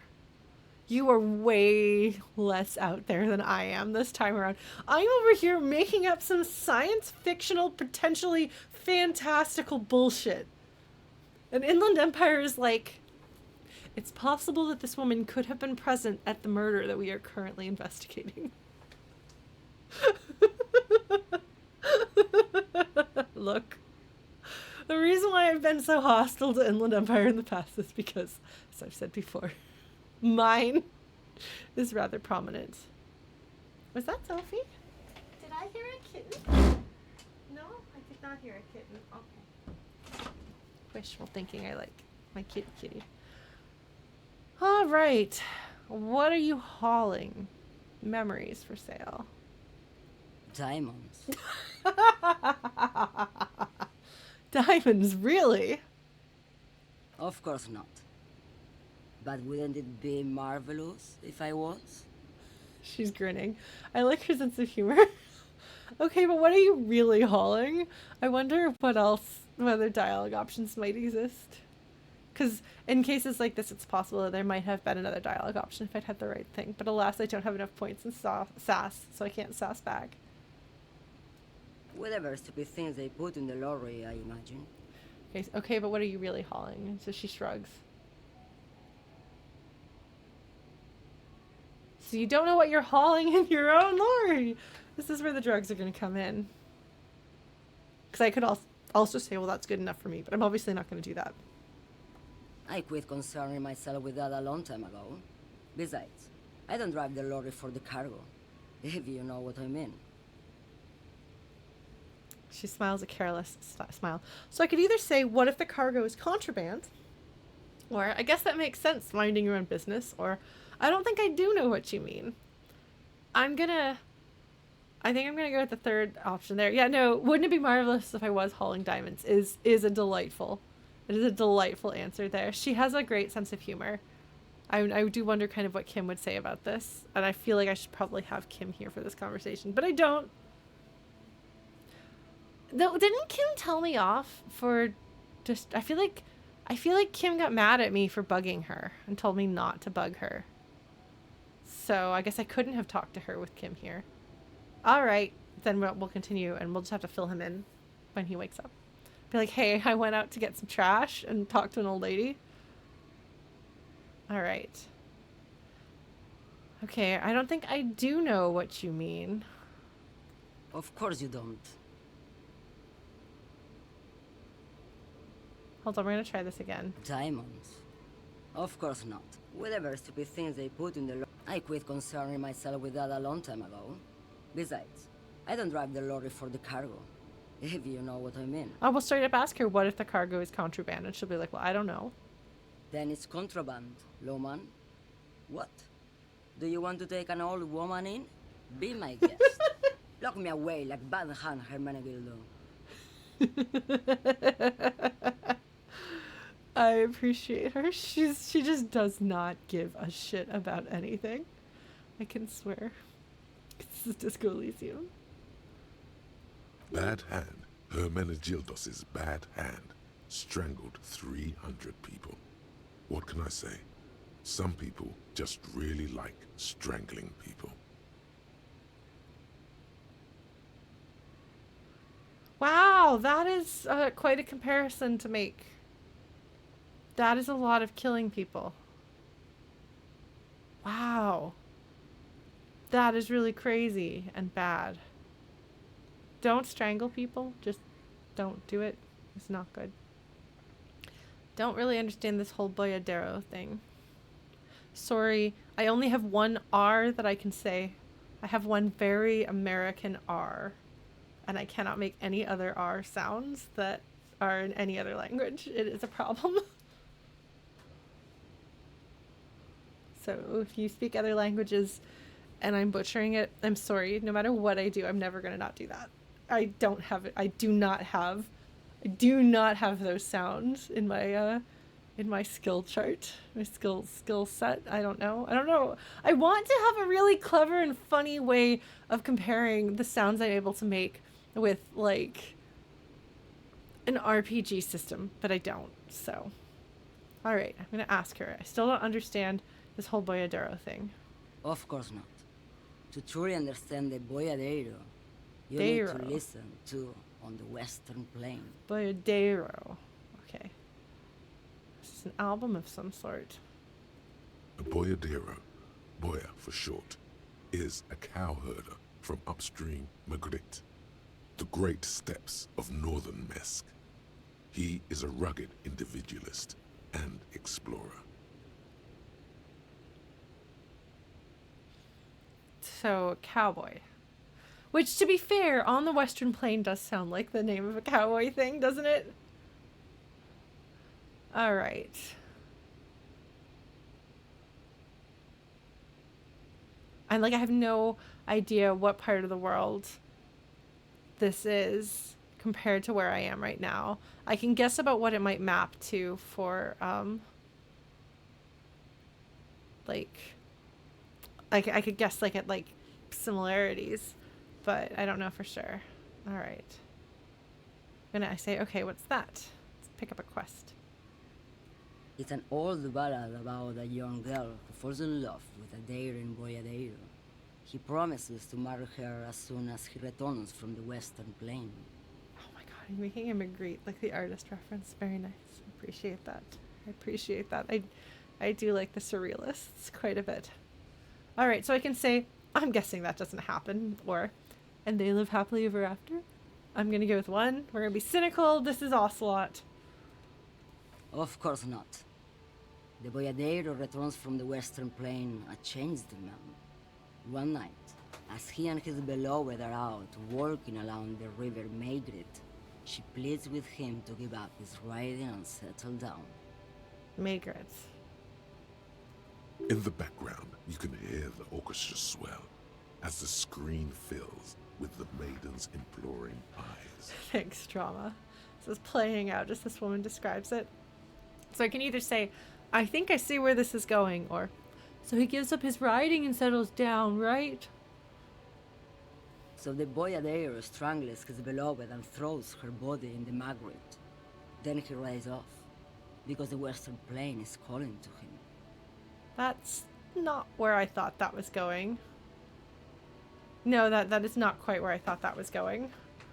Or I can say a beautiful song and nod solemnly, or I can say that's a terrible song. I'm gonna go with that's not where I thought that was going. Although it does fit folk songs, it doesn't fit cowboy songs, you know? Does that make sense? That's true, we are talking about strangling. We were just talking about strangling. There is a lot of strangling. Strangling does seem to be a theme with Paledriver here. So I'm going to go with that's not where I thought that was going. You have to understand. A true boyadero needs a whole horizon to himself. He can't be tied down by man or woman. His beloved was selfish. She didn't know what it meant to love a boyadero. I wonder whether this woman sees herself as that. As a cowboy on the open road. Except instead of hauling cattle, she's hauling mysterious goods. And ain't nobody can tie her down. I wonder. What if to truly love a boyadero is to float lifeless downstream? To truly love a boyadero will cause you to die. All right. I am obligated to say there are story archetypes for different kinds of characters. There are cowboy stories that fit cowboy characters. And some of those we can predict. Now, this story, this song that she's talking about, is not something that I would expect from a cowboy story. It is something that I would expect from a folk song, like I said, a folk ballad. Like there's the Bonnie Swans, I think is one of them. I mean, usually you're getting killed by somebody who isn't your lover, but sometimes you're getting killed by somebody who is your lover.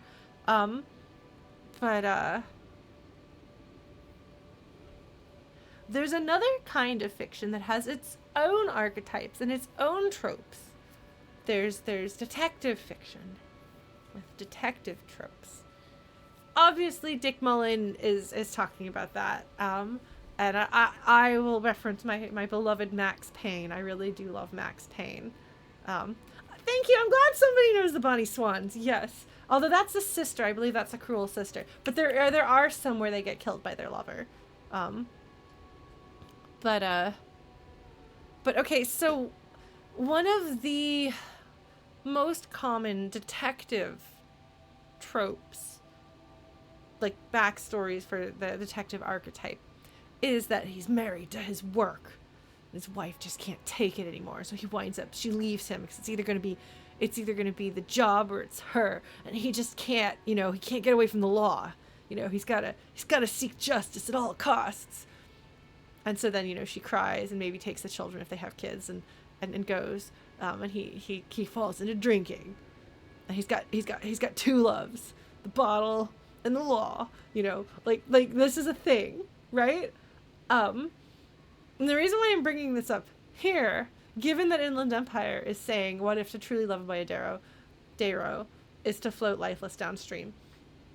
If we are going to think about what might be going through Ocelot's mind here, as a character, as a person, with his life experiences and the world that he lives in, the things that have happened to him, perhaps on some level he had this archetypal detective experience, because we know that he has lost his wife, his woman, his love. We know this because the primordial lizard brain at the beginning of the game says something to this effect. And I don't know what the specifics are. Did she walk out on him? Did she dramatically divorce him or cheat on him? Did she die? Did he kill her? All of these are possibilities at this point. We really don't know. So there could be a very ominous read on if he is somebody who perhaps at one point in his life loved the law and drank too much, and his wife delivered an ultimatum. He could have, in a fit, and the he loved the law too much is me putting the melodrama of this archetypal story on him, because the simple truth is that, at least in the United States, the police force has a shocking and depressing prevalence of domestic violence perpetrated by cops. I believe it is estimated, 40% of cops beat their families.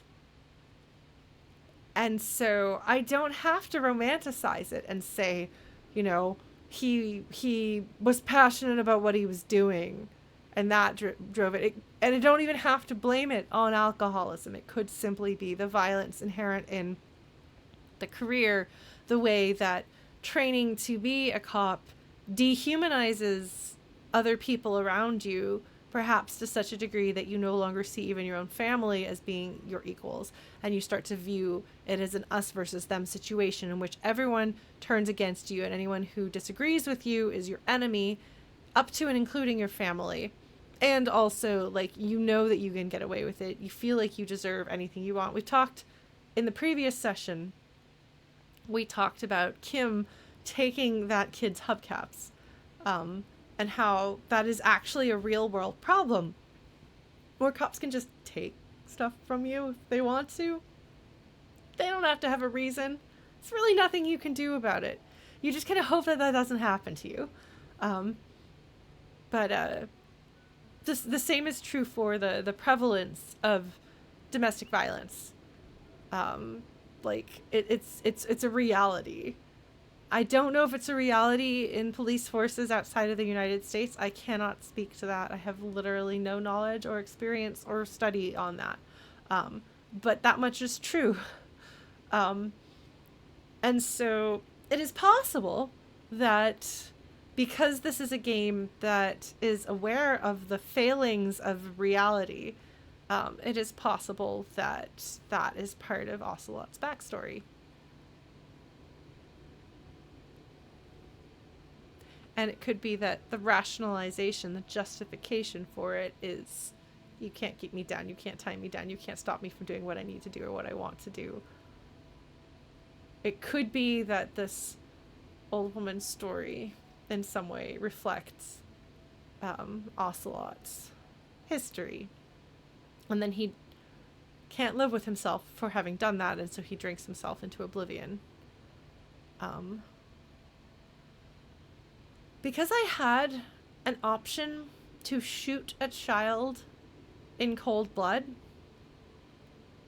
it is within the realm of possibility that the character that I am playing right now might have murdered his own partner, his own lover. I'll have to specify in this case.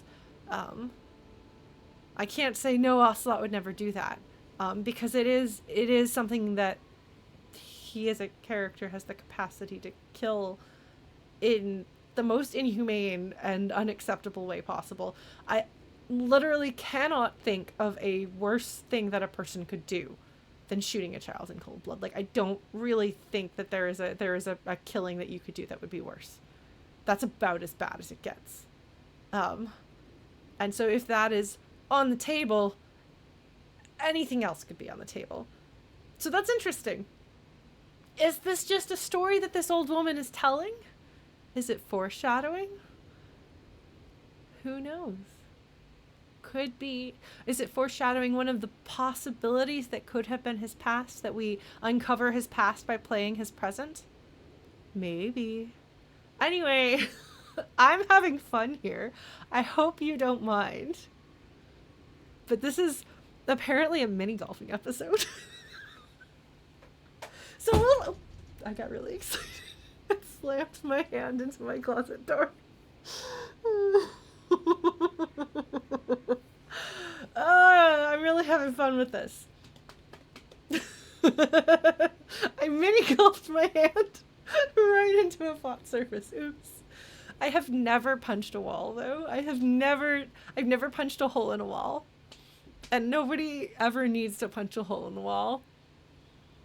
And if you've ever been in a relationship with somebody who, if you know that you can put a poster over the hole that's been punched in a wall, don't be in that relationship anymore.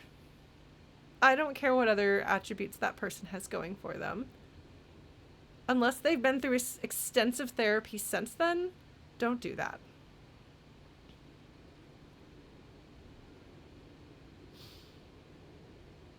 Because that is a sign that something needs to be done to fix that person's way of dealing with emotions in order for them to be a safe and healthy person to be around. So, just saying.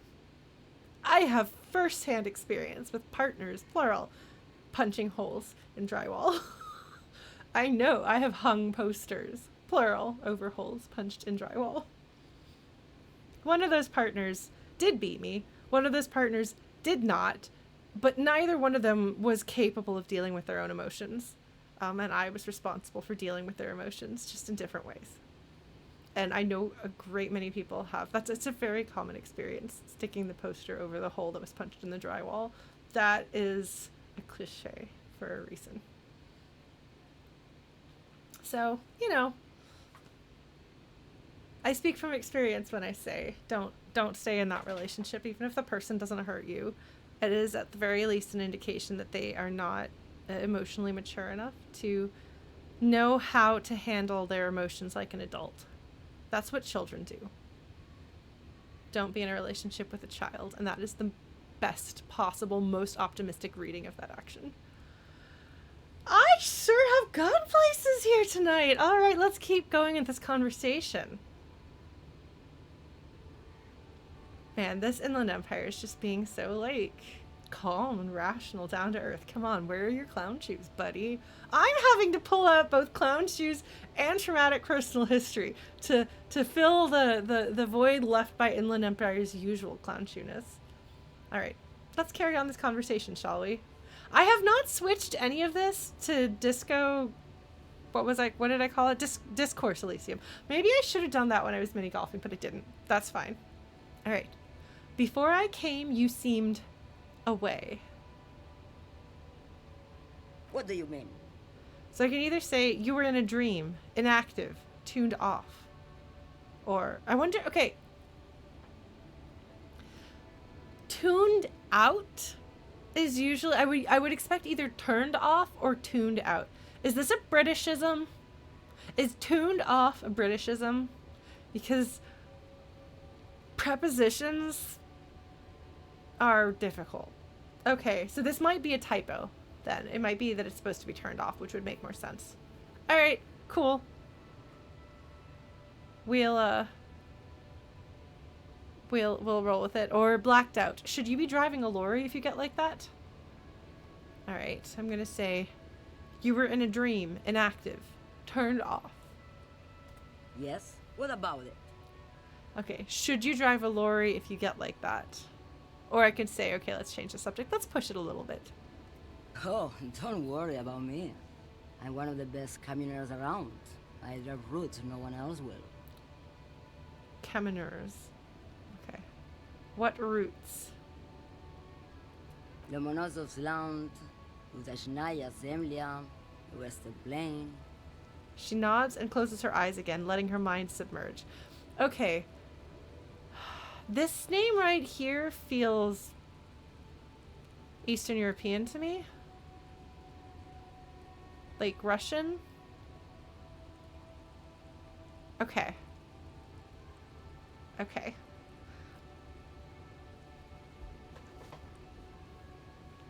I'm glad that I correctly identified that that actually sounded like Russian. Because I do not know Russian. I have had friends who were fluent Russian speakers or native Russian speakers. And I have read a great deal of Russian mythology, folklore. Don't get on very well with Russian literature at all, but I absolutely love their folklore. I think basically once you start applying Christianity to Russian literature, you lose me, unfortunately. It's interesting. Pronounced horribly. To be fair, her English is very, very heavily accented, so I'm not surprised that you speak languages that you don't speak natively. You're going to have an accent. My Russian, I'm sure, be no better.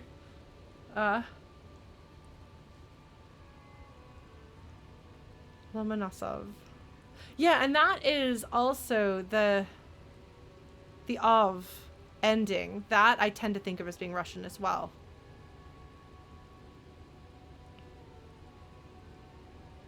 Hey, I at least know that the name is pronounced Ivan, and that figure that you're talking about there is Baba Yaga. I at least know that much. I told you. I know a little bit about the folklore.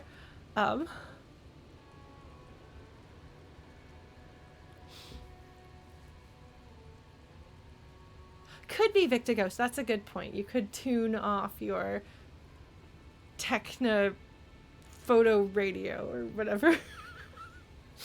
Because the setting does have weird technology that you could use weird verbs or prepositions around.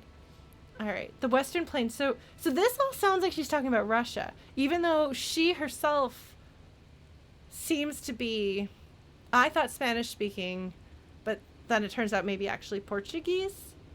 And referencing cowboys makes me think like Brazilian Portuguese, potentially, because that region of the world, Central South America, going up into North America, is like, that's cowboy territory. So it's interesting to have somebody from potentially that part of the world here talking about driving into Russia. But also, this is not actually our world. It's not actually set up the same way. Countries could be next to each other. Like, cultures could be next to each other that are not next to each other in our world. So, who knows? Who knows? Very interesting. But the Western Plain, we know about the Western Plain because she talked about that song. All right, she's letting her mind submerge. The Transcatolia Magistral. You for 1A. Adestradas do Mirador. All the good ones. The deep trenches. Where the bluebirds fly. She opens her eyes again and shudders. Where the bluebirds fly. Okay, that is an absolutely beautiful image to convey freedom and beauty. So I can say, I'm something of an expert in blacking out. You should take better care of yourself. Or, this should be reported to the proper authorities. Or, cool. Ride until you're dust, sister. Yeah. Cuno is referencing Somewhere Over the Rainbow. Somewhere over the rainbow, bluebirds fly. It's a little too low for me. Birds fly over the rainbow. Why then, oh why can't I? If happy little bluebirds fly beyond the rainbow, why, oh why can't I?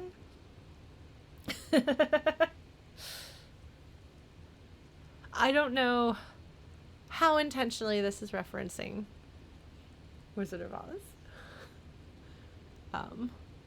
But that is it's a gorgeous song. It is. I always start off singing it too low for me because I don't want to be loud when I get to the higher parts. But then I don't really have much of a low register. I don't really have much of a chest voice. So, all right. So if I tell her you should take better care of yourself or ride until you're dust, sister. I love yeah, I'm a cool man. Yeah, I do drugs. Yeah, I don't care about this. Of option 3, just the phrasing, not just the content, but the phrasing of it all together.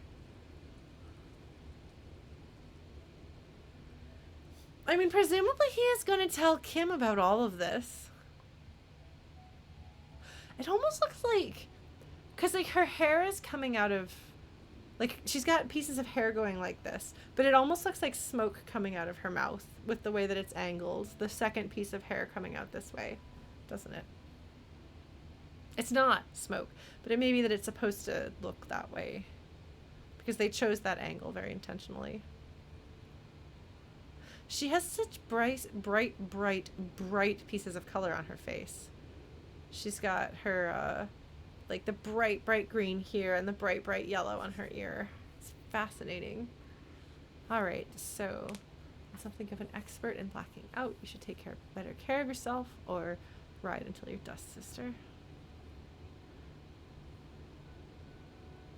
I think I'm gonna be. The thing that I like about the first one is that it does sound like it comes from compassion, and so I think that she might find it annoying, but she's not gonna hate me for it. I'm something of an expert in blacking out. You should take better care of yourself. You're right, Lowman. I'm the one who should take my health more seriously. Thank you for looking out for me. And that's fair. That's totally fair. And I especially like this exchange because he started off by being like, so I'm a fuck up and I think you should do better. And she's like, yeah, you are a fuck up. But we're kind of both on the same page about it. So it's like, it makes it okay. Is that all you woke me up to say? Show me the soles of your boots. Now what do you want with an old woman's boots, Sheriff? I either say it's for important police business, ma'am. Please help me out here. It's important. Or nothing, I guess. I'm going to say, please help me out here. It's important. I haven't gotten through to her. I haven't had any sort of breakthrough with her, so I don't imagine that I'm going to get anywhere with this, but I can try. Please? I think you should let me get back to Gabriel Buenguerro. You are not Gabriel. Gabriel doesn't say please. She's wearing sturdy worker's boots made of black leather. Buckles run across. The sole is also made of leather.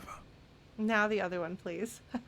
She does not like the fact that I'm not being rough and demanding, because that's the kind of man that she likes and respects. She has made that clear.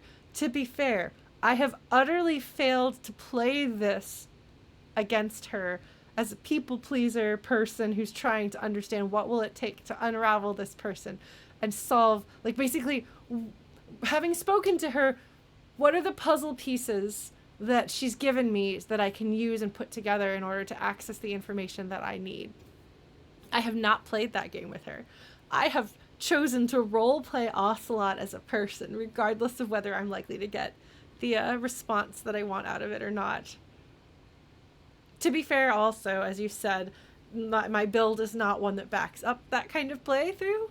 I am not a big, strong, manly man with a jaw of steel.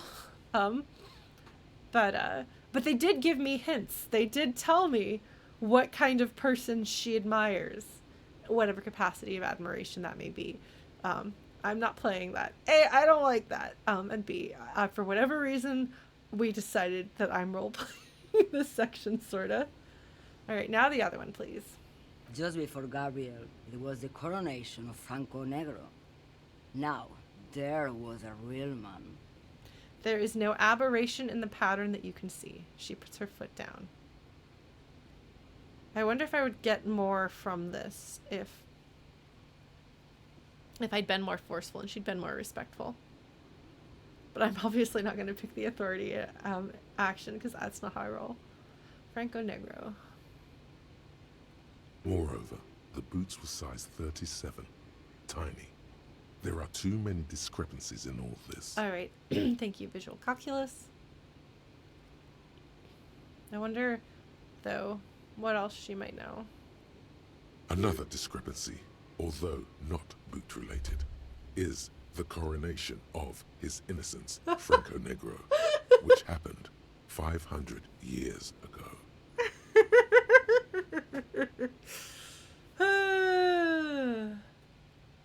I'm sure this is another memory that she lost herself in, but I'm very excited that Encyclopedia is here to be like, well, actually.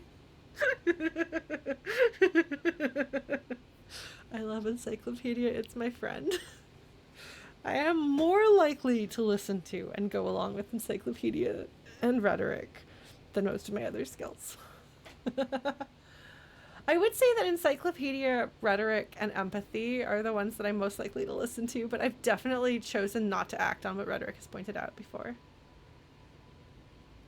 All right. So wait, what do you mean it was the coronation of Franco Negro? I can say these are not the boots I was looking for. I'm sorry, the phrasing of that. I know that it's innocuous, but it makes me think of Star Wars. But it's the wrong situation for that, so it's not that. All right, let's see. It was. And then it was no more. And I was no longer holding my father's hand. He was no longer descending the stairs in Ryle. The crowd had gone silent. 500 years ago. There's no way that this is actually possibly an experience that she has had herself in her body without some sort of weird timey-wimey shenanigans. So, timey-wimey shenanigans, drugs, technological or magical memory borrowing.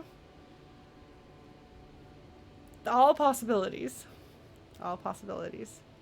Time drugs. I mean, drugs are definitely the easiest, most likely answer here. But, nah.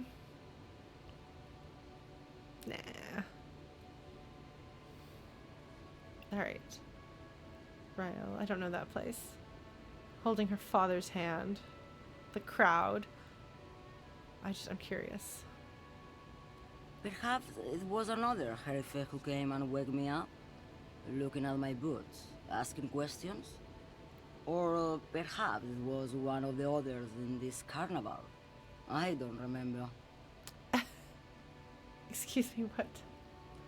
As she says carnival, she gestures to the empty square with the statue and the machines. She is definitely not with it. I might ask her about drugs just to see. But I'm going to have to hopefully resist the roll to do drugs if she talks about them. Let's see. These are not the boots I was looking for. The feet of a little girl. They fit well on the pedals. So I can say you seem like a woman who knows a thing or two about drugs. I'm curious and I want to know, but I don't want to get Ocelot. We're going to save. Yes, go. Enough jamboree. I need to get back to Mesky. Her voice trails off. Alright, we're going to save the game. And then I'm going to potentially change my mind and not go down this if it goes badly. I'm just letting you know straight off. Lowman, you caught me at an opportune moment. This awful weather keeps me awake. You can entertain me with your questions. Amazing. Alright. Hey, I'm going to ask you. You seem like a woman who knows a thing or two about drugs. What do I need drugs for, Lowman? What I see, what I feel. The great adversary. No drugs can compare. Okay, so like the adversary is usually a name used to refer to Satan if you don't want to say that name aloud, if I remember correctly. So I'm really gonna. I'm very curious about this. Okay, the adversary? Yes. There is a protagonista and an adversario. I am on the side of the adversary. There's no coming back from that hole. She gestures to the intersection when she says there's a protagonist. That is so fascinating. Because, like, is she talking about, like, a cross? Are we dealing with Christianity here? There's no coming back from that hole. It's so interesting to think of throwing in your lot with that. And I love it. I absolutely love it when people use... I'm trying to think of what the right terminology is to convey what I'm trying to say. But when she... as somebody whose occupation is as a trucker, as somebody who does a long haul, to say it's like you'll see this with like seamen, where when they talk about like a larger than life, like a supernatural struggle of some sort, or a religious, what's the word? There's a word, I can't think of it. Struggle. They'll put it in the terms of their like career path, like of sailing, or of trucking, or long distance hauling, or whatever. And I find it absolutely fascinating when they do that, because not all career paths do that. You don't hear people, for example, talking about like making comparisons between like the devil and school teaching, you know, or stocking the shelves at the local store. It has to be some sort of a career, like a field that has its own, like that can be romanticized. And really, when you think about it, like long haul trucking is actually pretty comparable in some ways to like sailing. It's isolating now. It's more isolating because instead of having you and your crew, it's literally just you and whoever's on the radio with you, or if you have like a second driving with you. But there is like, they're very easy to romanticize and to compare them. It's very interesting.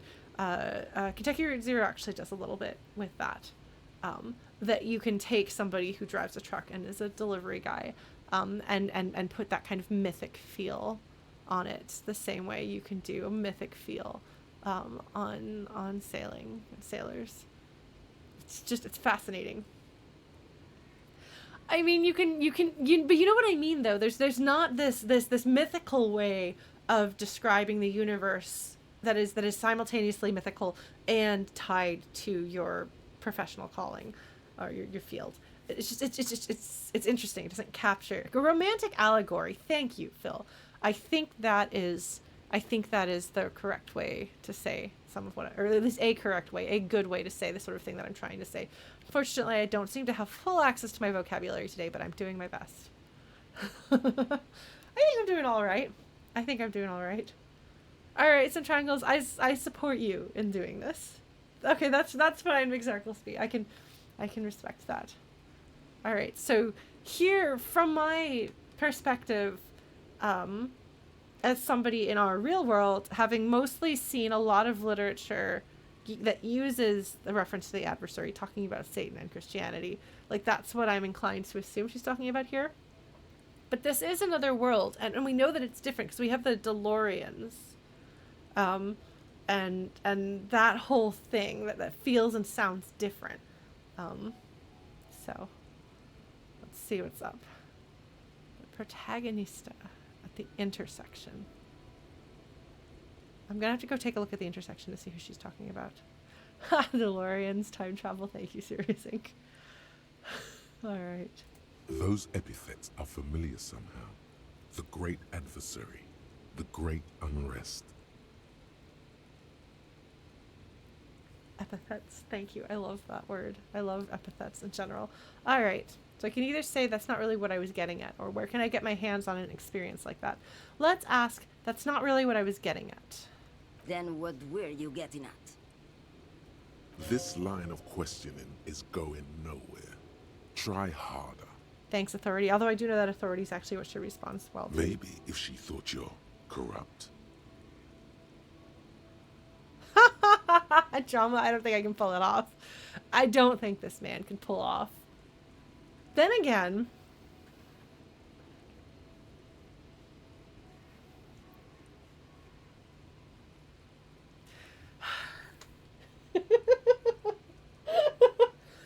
is, you take one look at this man, you're like, this is probably a man who does drugs. But he's also not a man you take seriously. So he's like, I wanted to ask if you'd be interested in smuggling some drugs. Like, she'd be like, okay, you're clearly genuinely actually interested. Instead of being a goody two-shoes who's trying to frame me, you're obviously a corrupt cop, but you're also an idiot.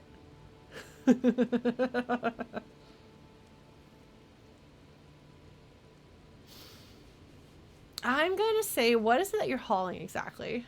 Because I honestly, I think that option 2 is dumb and she's just going to laugh at him. Your man, Loman. What of it? Your mother.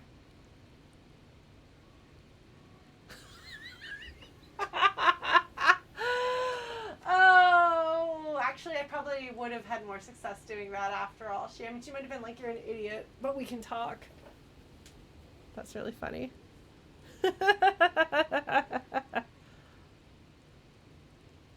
I might be too much of a coward to push all the way. Sorry. I'm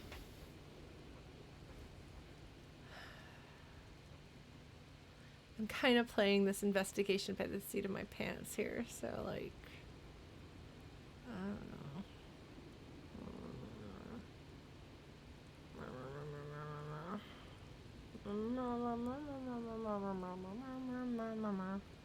All right.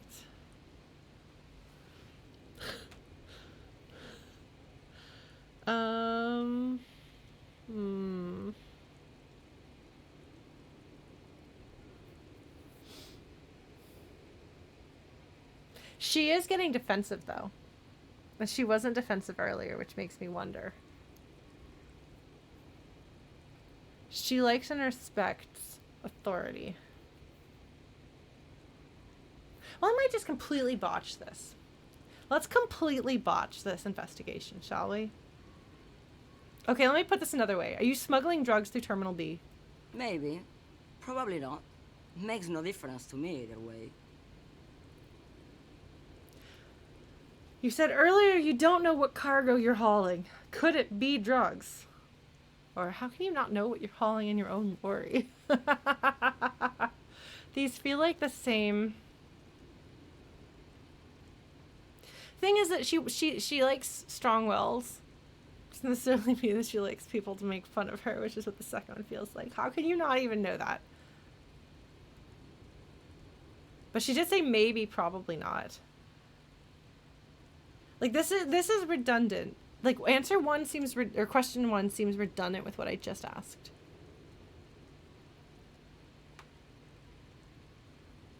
Let's see, actually, no, because if we ask how do you not know, she might say something about who actually puts it in there. So we're going to ask, okay, maybe we'll get this wrong. It's fine. It's fine. I don't know how to conduct an investigation. I'm not a cop, and Ocelot's a terrible one. So between the two of us, we are going to badly try to solve crime. All right. How can you not know what you're hauling in your own lorry? Just this month, I made half a dozen trips from Saramiriza to Grat. On the U41A. What do you think they take from Saramiriza to Grat, Loman? I don't know. That's why I'm asking you. It's diamonds, Loman, obviously.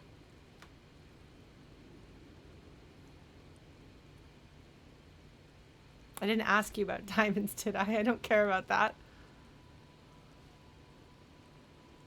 Or if you had to guess, who do you think is smuggling drugs around here? I don't think that she's somebody who does not pay attention to or care about any of that. She's got her own thing that she's doing here. So I'm going to say I didn't ask you about diamonds, did I? I don't care about that.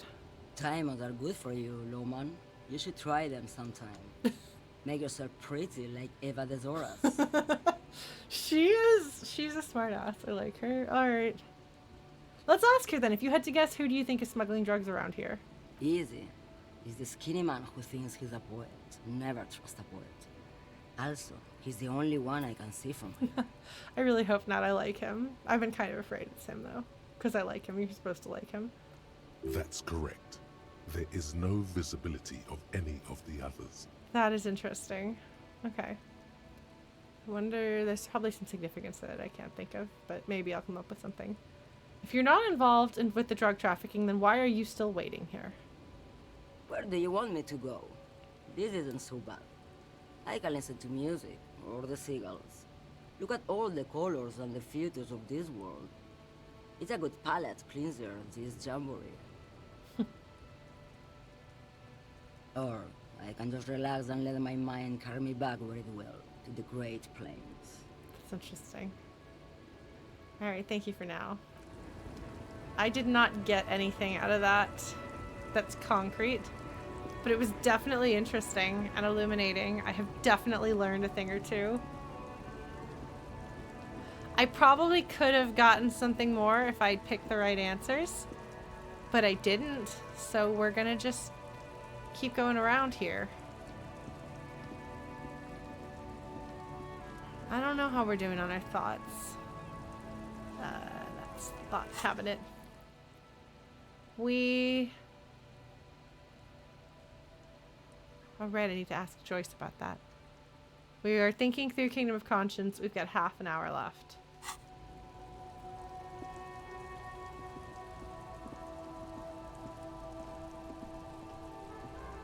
That looks like that should be a bottle I can pick up, and it's not. This is garbage. Where's the garbage I can pick up?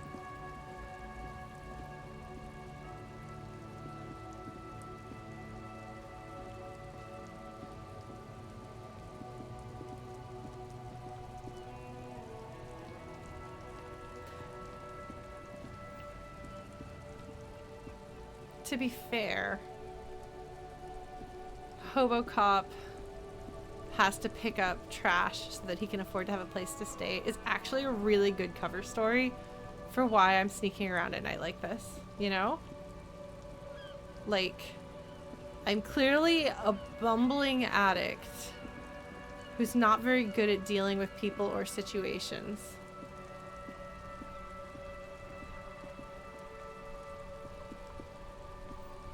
And I've got this tare bag around. Hopefully I don't get myself killed going out here. Hopefully there's not, like, people who's gonna shoot me. The children won't be. Oh, what? Holy crap, Cuno! Cuno, it's like midnight! Cuno, kiddo. Cuno. Cuno. Child. Child. I guess he's on speed. What is back here? Is this a door I can go in? I want to have access to this and to look at that. Is this a door that I can The open? pile of Eternite looks stranger now that Cuno told you about his pad. I'm gonna say, what is this? It's nothing. Someone just left some roofing material slanted against an old shack. Why am I looking at this pile of the roofing material? You could technically lose. Cuno told you about his shack. Alright, let's see what's up with this. Because, unless Cuno lied, you should just be able to pull the panels aside. Guess we'll pull the panels aside. There it is. You see a shabby little door.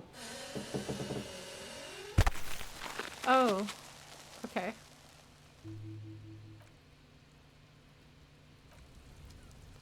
I'm gonna save because I just really don't. I'm gonna try really hard to keep my guy from getting addicted. See if I succeed. Low on health, but points and endurance.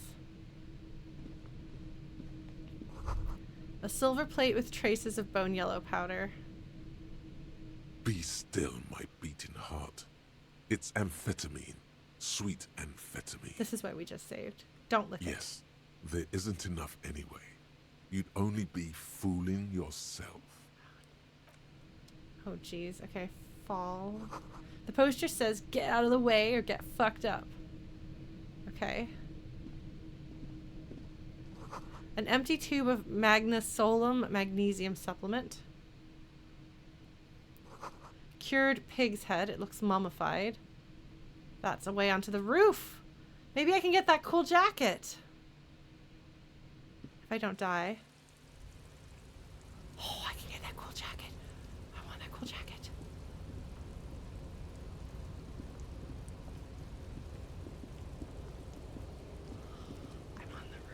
I'm on the roof. Hold on, folks. Hold on. No. This doorway is going to collapse soon. Okay, well, we better be careful then. Get what we can. Restoration pillars keep the ruins together. I'm going to take some money. We're going to see what's in here. Postcard. Grand Couronne 37. We'll take a look at that. Alright. Nothing else in this vicinity. This doorway is going to collapse soon. I have played King's Quest 2. I will be careful. Let's take a look at that, shall we? Items. This postcard depicts an ill-advised residential area overlooking the Jamrock Quarter. 13-story buildings lined the hillside like sarcophagi, an ominous fog already rising from behind. These are the last boom years. In 39, the project fails catastrophically, leaving behind an opiate and hepatitis B infested slum. Huh. Interesting. Alright. Okay. Drugs. Climb onto the roof.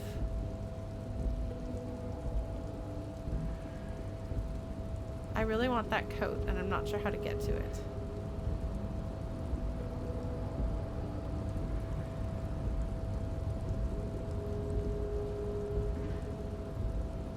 Can I get to that coat? Looks like someone left his tarpaulin cloak hanging on the railing here. I want it so badly. Continue. Oh, it does say policeman cloak, and if you look at it right there, I didn't see it from the ground, but you can see that's the patch. I've got a patch like that too. Those are the cop patches. Man down. A trooper has been left behind the enemy lines. Fascinating. You could swear it's more of an instinct than an actual sight. But you know, there's the RCM signature rectangle on the cloak. It's a cop's cloak.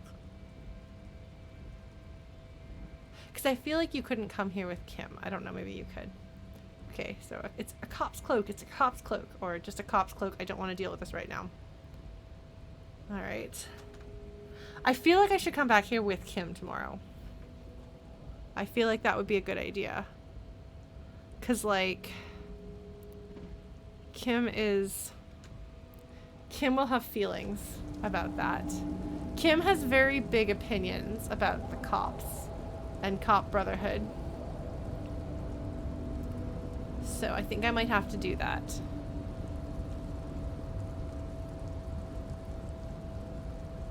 So he won't have seen me succeed my role to not do the drugs.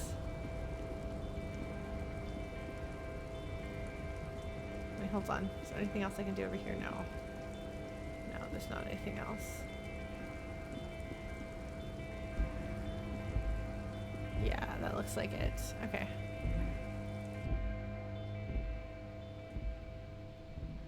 What is that?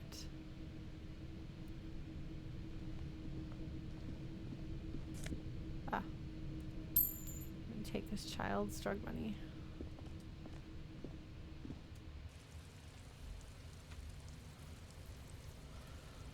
Alright. No, it's overlooking the building that you can't get to because of Measurehead. Like, it's a view of it, but it's not actually connected, I don't think. Alright, well. Let's see. We're gonna go through here. What's here then? Is this a dumpster? Can I dumpster dive?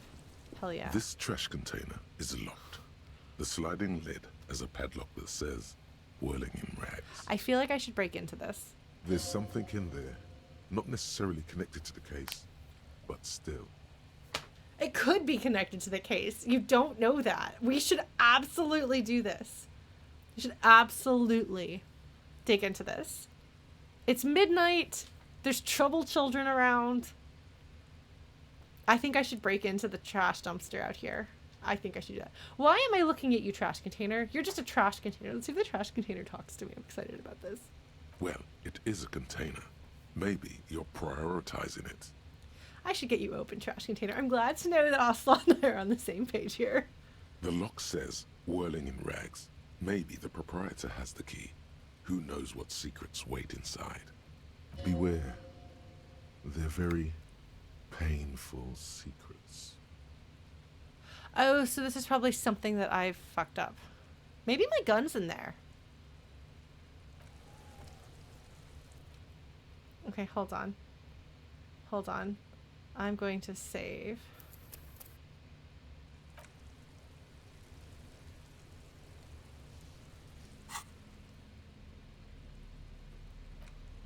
Because the thing is, I have a crowbar. This trash container is locked. How do I use my...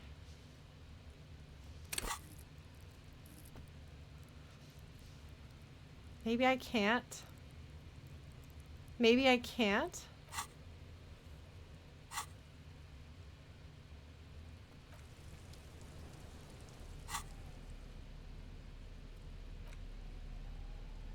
Contains 29 bottles.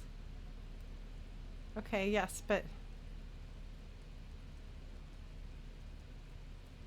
If I put this here, is that what I need to do?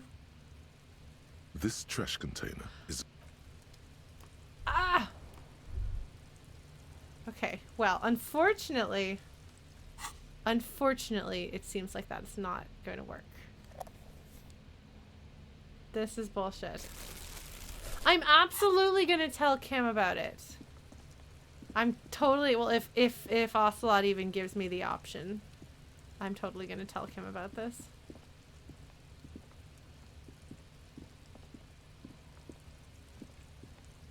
I wonder if I put my gun in the trash.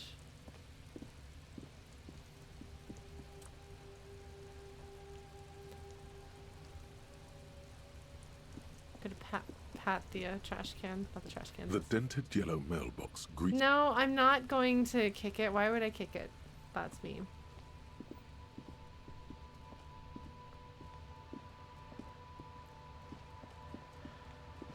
Well, the owner hates me. But if I break into it, he won't know that I broke into it, so he won't make him hate me more. But if I ask him, then he might hate me more. You know? My logic is impeccable. I'm pretty sure I already got the stuff that was out this way, but we're gonna look. Yeah, I'm curious whether Joyce is up too, so I'm gonna take a look. What is this? I think I already rated this.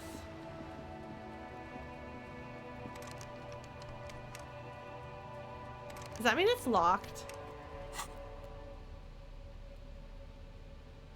I'm gonna find out. I'm gonna break into everyone's.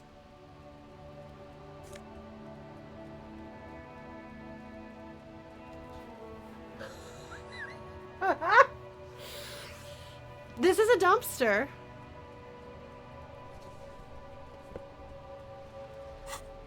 I'm choosing to believe that I'm not doing something morally questionable.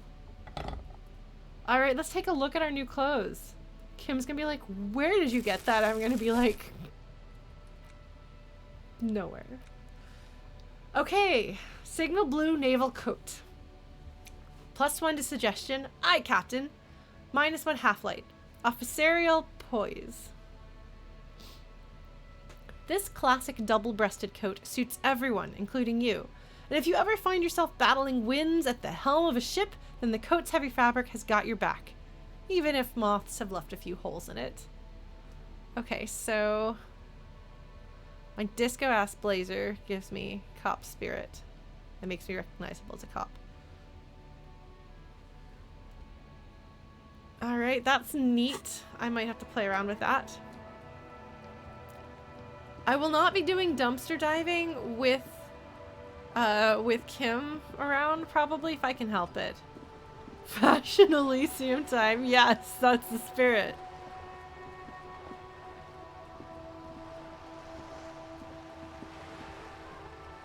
Let's see. There's still light. She is, in fact, still awake. I don't think I'm gonna talk to her though without Kim. I think that's a bad idea. Oh my god, if Kim dumpster dived. Yes, Joyce still has her teacup. Tea mug thing, whatever. Alright, I might have to do the rest of my dumpster diving tomorrow. Never did finish talking to that child. But I'm gonna have to ask her what she thinks of things, so we're gonna go around here.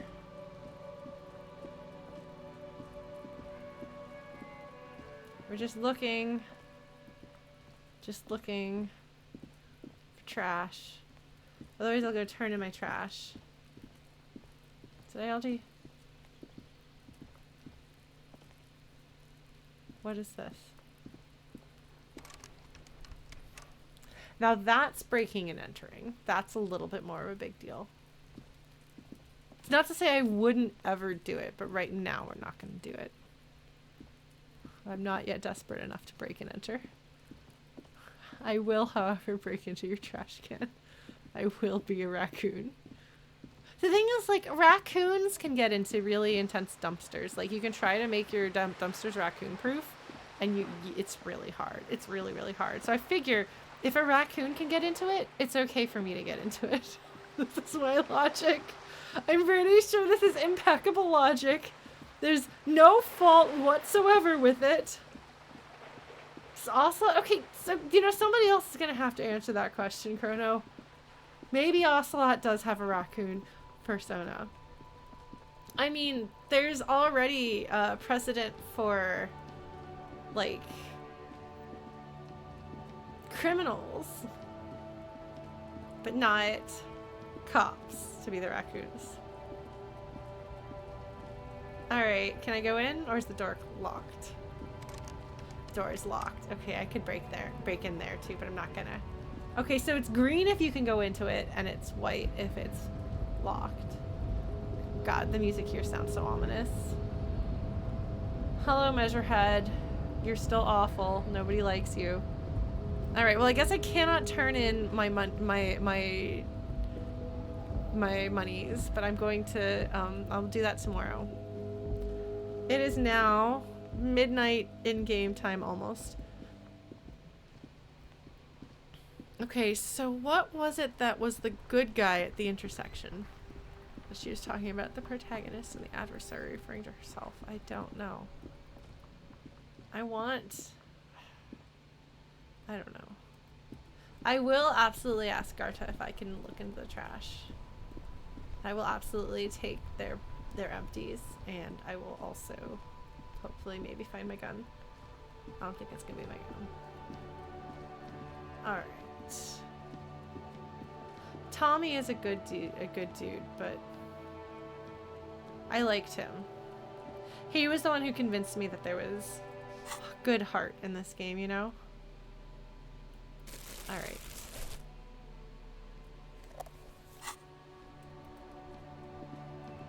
I guess this is it.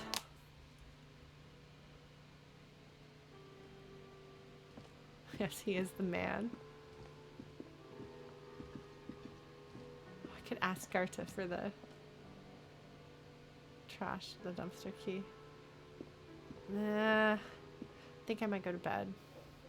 Do Trash Panda tomorrow night. I gotta leave myself something to do tomorrow night. Can't break into every dumpster tonight, okay?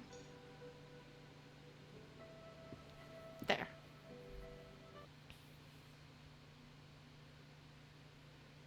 I said so.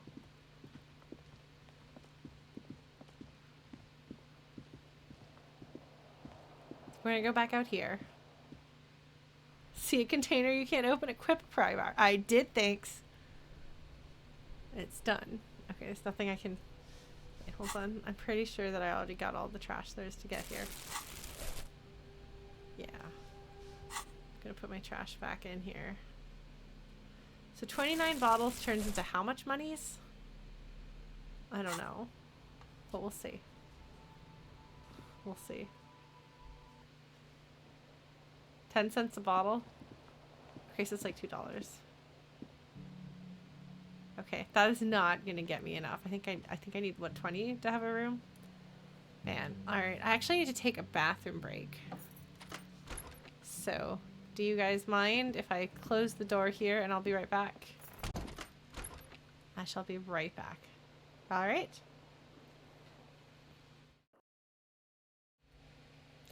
Alright. I'm back. Hello. Hello.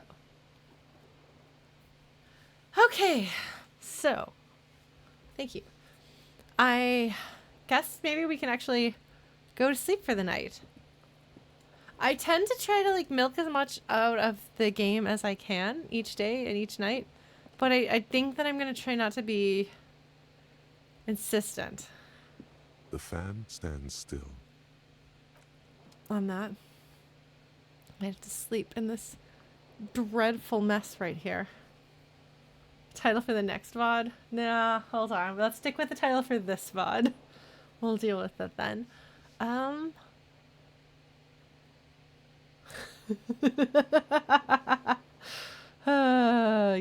no, it's okay. I'm gonna go to bed then, and then we'll wake up in the next morning. Oh, this stream. Okay, yeah, no, thank you. I'm gonna name it like nighttime prowling without Kim or something like that. Nighttime shenanigans. All right, I'm going to go to bed. Cause why not? I think I think I had some pretty good times. I had some shenanigans, some experiences. That's the wrong one. I got some inventories. I got a sweet new coat. Look at how cool I look. I actually look really silly in that. That's okay. I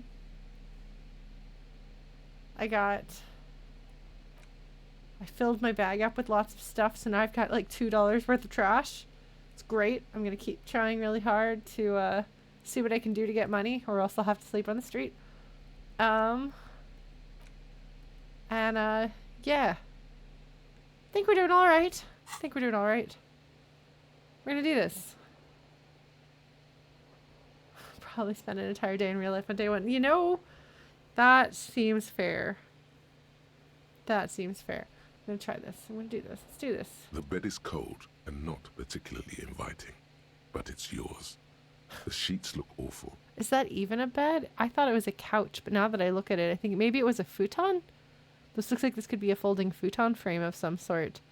Because these are cushions, not a mattress. It's really unfortunate. He's really, really wrecked it, but I think it was pretty unfortunate to begin with. Let's crawl in. Let's see what happens. The sheets feel at once coarse and clammy against your skin. The bed sags beneath your weight as you stretch out and finally close your eyes. It has been a very full day, to be fair. We have definitely crammed in a lot of day. And night. And then sleep doesn't come. Why? Is it the ninja assassins? Are there ninja assassins coming to get you, Ocelot? No, it's actually going to be some sort of personal trauma, and I should not be comedic here. Why? Maybe it's the bed's fault. Check the pillow. Its synthetic filling has separated into hard lumps. The pillowcase smells oddly. Ugh, I hate that. I hate that so much. Check the blanket. It barely covers your toes, stretching over your soft belly. This is your body here, intimate and warm, breathing. Under your thrumming eyelids, you see a dizzying array of colors. You won't get off this carousel quite so easily. Am I still on something? Is he still under the influence? This could explain why he's... Roll over to the other side. It's a little better. Colors, scenes, and half-formed phrases still litter your mind. Part of you is still trying to solve the case, isn't it? I mean, he's definitely had a hell of a day. He's either got drugs in his system or he's dealing with withdrawal symptoms, perhaps. It might be too early for that, I'm not sure. But there's a lot going on, and it's not surprising to me that he can't sleep, no matter how physically exhausted he is. Who killed him? Who? Something to do with... What was it that the lieutenant said? Union? And it's gone again. Your thoughts lost between the slowing brain waves. No more thoughts. Fall asleep now. Your breathing steadies. A great silence washes over you until your eyelids twitch in your sleep and images start forming. This music is very ominous. It's like about a restful time, but jarring. So it fits. All right.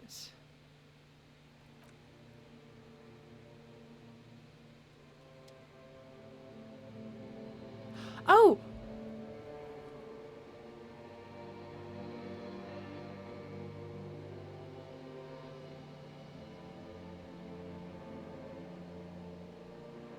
He's dreaming. Oh my god.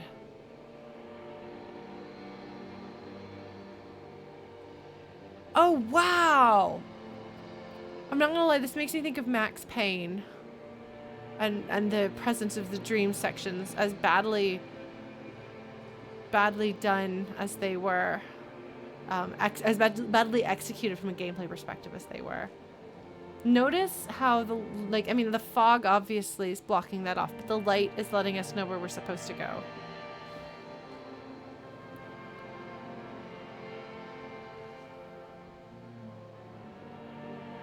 There's more strings coming in.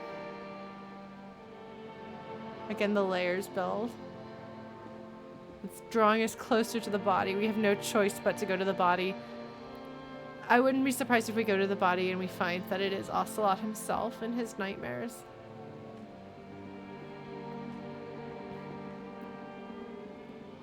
There's a disco ball swirling here. Look at that. You can see the lights just like downstairs in the inn.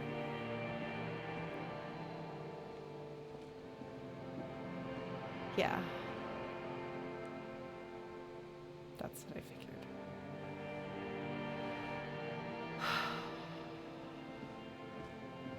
With a disco ball over his head.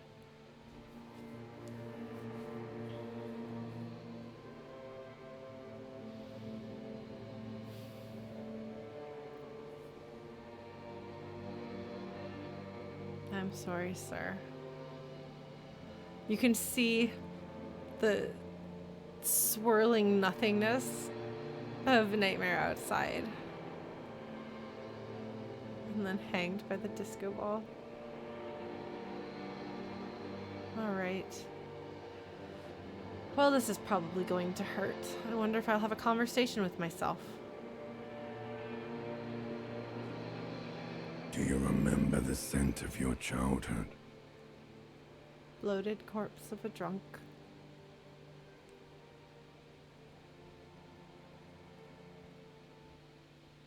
My options are, what is this?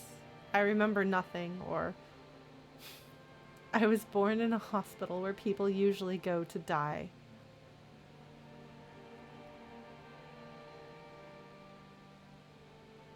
I have to pick the poetry.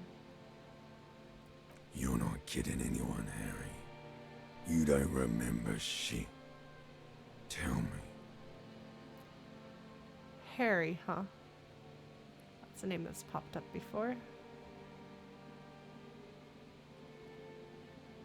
Do you remember your wife's hand on your face?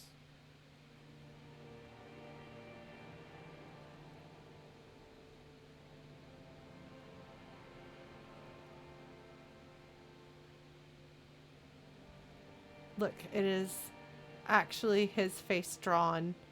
It's the same exact, but with his face drawn over it. The face in the original body it's unsettling, but it doesn't look like a person you know, and that extra distance makes it a little easier to remain distant from it. Here, it's more unsettling for it to be a face you know, a person you know with distinctive features.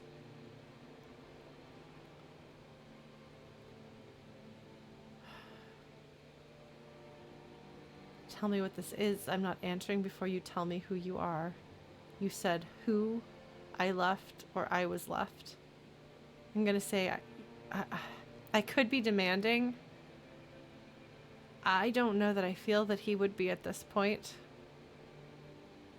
I don't think you dream about something like this if you're at a point of demanding that your own sense, or that your own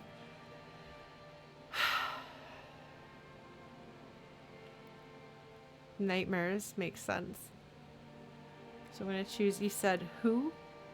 Do you remember the warmth of her thighs, between her legs and in her mouth? Tell me what this is. I'm not answering before you tell me who you are. I guess we'll do this.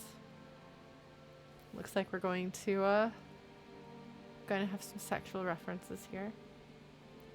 You know who I am. I'm the bad day.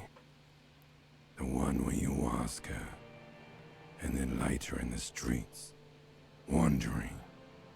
It's the worst day of all time, Harry dear. And it's coming. She will hear about it on the phone. You ask her something that doesn't get stated here. And then you wander the streets. She learns about what you've done on the phone. Okay. Reality will turn into a grotesque nightmare. This will be the last thing you did to her. Tell me, do you remember the love of your life?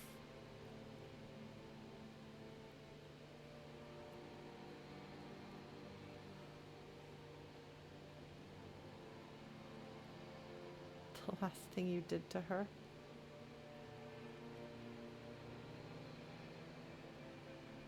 You're not supposed to be able to piece this together yet. It kind of feels disrespectful to think too hard of it as a puzzle instead of an emotional moment of characterization. I left, or I was left? I think I was left. Seems to be more in line with what I have gathered. Let's see. That's right, funky baby. And you just stood there. One hand on the bottle and the other on your dick. Watching her go. Let it all be dragged away from you. They don't soften it. They don't make it more beautiful.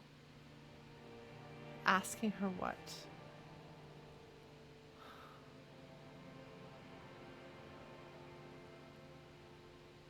Tell me, where are your friends? Human beings have friends, Harry boy. Where the hell are yours?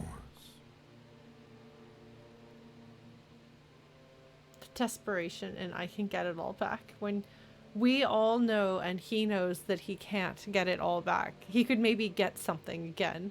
He could maybe develop friends. He could maybe build something new, but he can't get back what he had before. And I don't want to come back, I think, is the truth as far as I know about his character.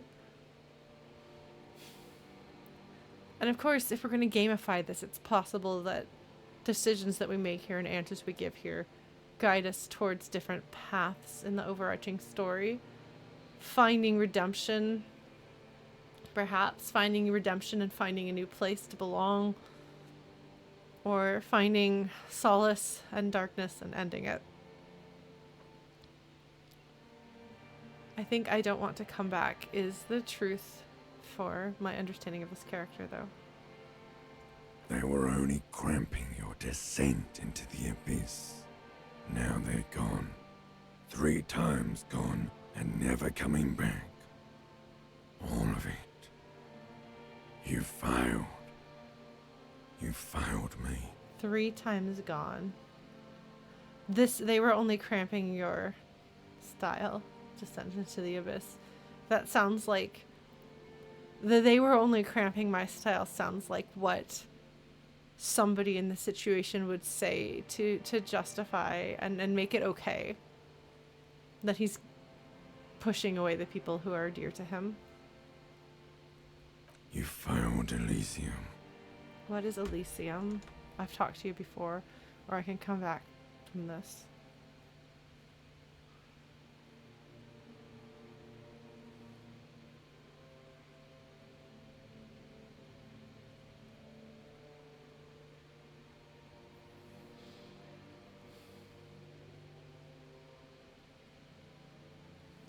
What is Elysium?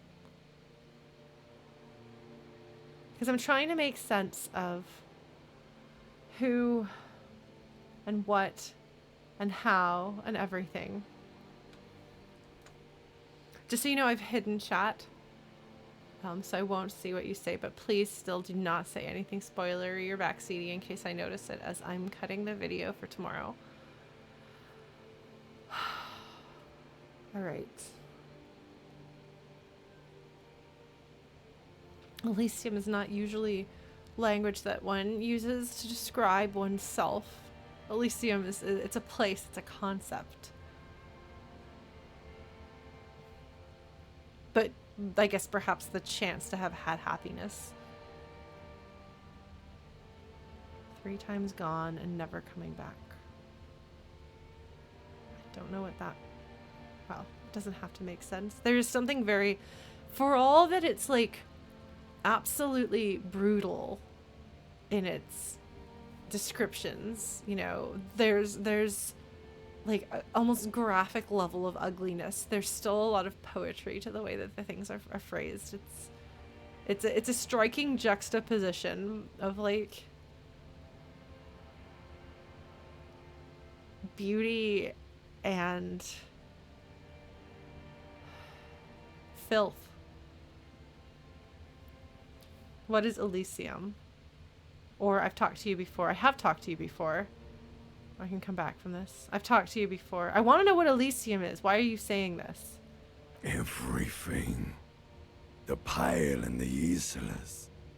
On the surface. The outer magnetosphere. Burning, furious truth. 8,000 years of written history. What does it say? That the voice that he hears in his head of his own voice is the same voice that he attributes to the dead man. The pale and the Ocelots.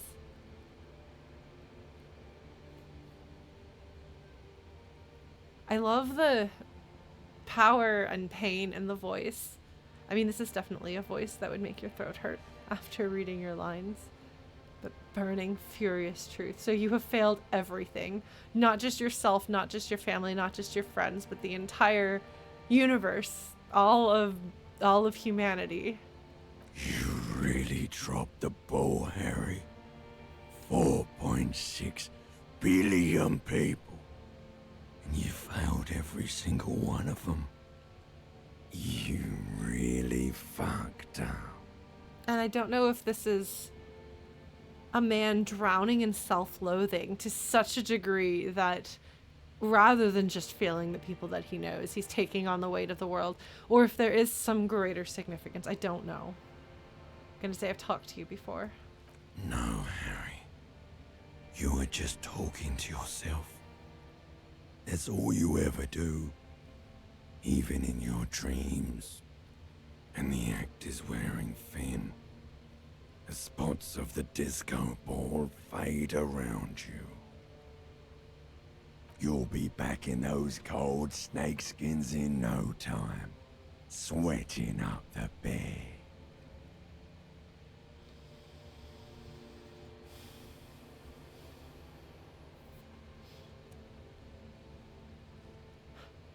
So it goes back to being the ancient reptilian brain, which we heard at the beginning of the game. Stinky boy. Okay, the pieces that we heard in our sleep last time, I suppose. I can come back from this. I don't know that he believes this, but I think he's been making excuses for a long time. It's funny, he makes a lot of excuses while also having a lack of faith in himself and a lot of self-loathing. Very realistic, very human. I can come back from this. You're not coming back from shit. Thrashing around in that high conductivity state of yours. Bumping into things and acting like a clown. Who are you kidding? Clown shoes. I can say I'm trying to solve this case. My mind is tired and broken. Or help me. I say my mind is tired and broken. Your mind is what now? I can't hear you. The rest is just a word dream. Jumbled up garbage. The pictures are gone. The bed rises to meet you. A thin, sleep-like state. More glass than velvet grinding in your head. Is this me leaving the nightmare? So something is wrong. Sleep shouldn't be this bad, this dry, this unnourishing. There's something wrong with your thoughts. Some kind of new type of hangover. I mean, withdrawal? So I can say, God, there's another type, or what? No. Like, God, there's another type. Oh yes, party boy, and it's worse than the one before. Just think of the shit you saw. Here it comes too. So soon already. A silent alarm goes off in your head like clockwork. Barely let you sleep at all. Time to get those clothes on, Harry. Time to go to work in the shit factory. The, like, beautiful, overbearing, like, classical sound of the strings with, again, these very, like, visceral and filthy phrasings. It's very intentionally at conflict with itself.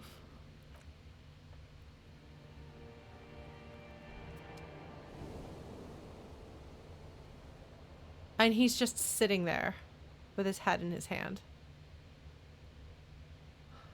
And it is what time?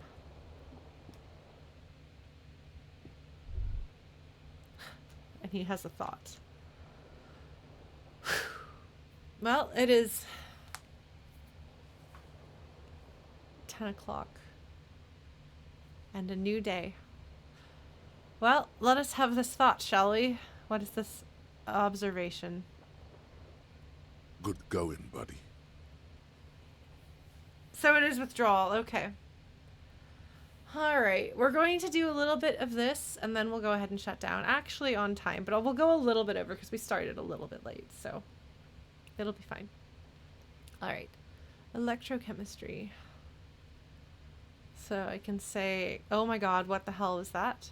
I just had the most beautiful dream, uplifting, rejuvenating, or is that how it's going to be now when I close my eyes? Oh my goodness. I'm going to pick this option number 3. Is that how it's going to be now when I close my eyes? Yes. Wait till you see the one with the chick in it. It's gonna be a good one. You feel even worse this morning than you did last night. Oh, good. Wonderful. That's going to actually show the confrontation with his wife, perhaps. What chick? Or what the hell is going on with me? But I'm going to ask about the chick. I might regret this. You don't know? You don't know? Some broad that messed you up. It'll come to you. It always does. You notice he gave them 2 takes of that line with 2 different interpretations, and instead of cutting one and keeping the other, they accidentally kept them both. Like I said, I've done proofing for audiobooks, so I have some idea of how that works. I've also done cutting of audio. I've done some editing of my own audio works, so I have experience on the other side of things. It totally happens. All right, what the hell is going on with me? You mean, why are you so tired? Too tired and down to even think? It is worrying, isn't it? You can't be a detective like this. Detectives need to be able to think. Okay, electrochemistry is telling me that I'm going to actually have to do some drugs to deal with the character's addiction, or we're going to have ongoing problems. Well, this is going to be interesting. So why is this happening? Or, no, that's not it. Really, I feel super good. I don't think you're going to be able to fool anyone, least of all yourself. Sorry, Ocelot, whose name may be Harry, but I'm sorry, he's Ocelot to me. I hope you're all right with that. Okay, why is this happening? It's just that your heart has finally pumped all the speed out of your system, Buster. Time to get some more. All right, okay, so he was still kind of riding on a little bit of a high yesterday. Good to know. Oscillary, yes. Don't do that. Stay strong. The hangover will wear off. You don't need to keep doing this to yourself. Wait, what is speed? Or I can opt into it, or I can say, no, I can take this. I'm not going to go looking for speed. Let me ask, what is speed? Speed is a potent central nervous system stimulant. It kept you propped up all day yesterday, despite your debilitating hangover. How else did you think you even got up from this floor? You got up from this floor because of a holy vow you made 16 years ago. With me. To wake up exactly 7:30 every morning until the day you die. Wow, I feel like I'm understanding now. If volition is what's going to keep me out of trouble, day one is easy mode. You're not having to actually deal with your withdrawal symptoms. And I'm going to have to watch my morale, because when your morale goes down, your ability to resist that sort of thing goes down because volition weakens. I did see more of volition, I think, earlier in the day than I did later as I started taking morale damage. So that's good to know. Let's see. A holy vow you made 16 years ago. I mean, he seems old enough that I don't know that that's when he would have joined the force. But given that it's a militia, it may not be like this is a career path you pick in your 20s or something like that. I'm not sure. We'll see. Continue. Don't be silly. There was no vow. You were high on speed. That was the only reason you got up. You can't detect without it. It's that simple. I'm going to try to play this with him trying to get himself on the straight and narrow. We're going to see what we can do. We're going to see how well we can pull this off. All right. No, I can take this. I'm not going to go looking for speed. Thank you, Volition. Volition has given me the option to do this that I don't know that I would have had otherwise. Are you sure? Ready to live as this pathetic shell of yourself for days? Basically, a week. Let's be honest, 2 weeks. Maybe 3. You won't make it. Half the town will be dead by then. You will be fired. Maybe, but I don't think that staying on the drugs is actually helping me. It's going to be hard. But I think if I were to tell Kim that I'm trying to do this, I think Kim will help me. I think that Kim will be invested in trying to help keep me on the straight and narrow. It's interesting. I wonder how much of the particular self-loathing, like the way that it's manifesting here, I wonder how much of it is based on perhaps having spoken with recovering addicts. Because there's just like particular way that it's like you're going to be less good at what you do. You're going to suck. Everyone's going to hate you. Everything's going to fall apart. You're bad at everything. Just the way that this, like the specifics, like this is not necessarily how I would think if I were like, I'm going to write about how an addict would justify things. I wouldn't necessarily think of all of this because it's not something I have experience with.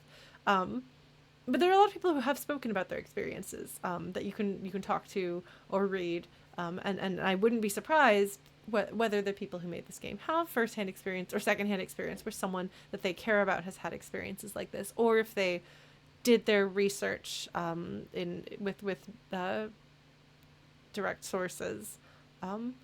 Either way, I feel like this is grounded in something more concrete than just, well, we thought about it and decided this is what we would say. So I'm going to say that's a lie. I can do this without the speed. Half the town won't be dead. I'm going to opt out of this quest. Goodbye, Electrochemistry. I made my choice yesterday, and I actually did a pretty, given that I didn't realize I was doing this, given that I was doing it with a handicap to my volition for the majority of the day, I think I actually did pretty all right.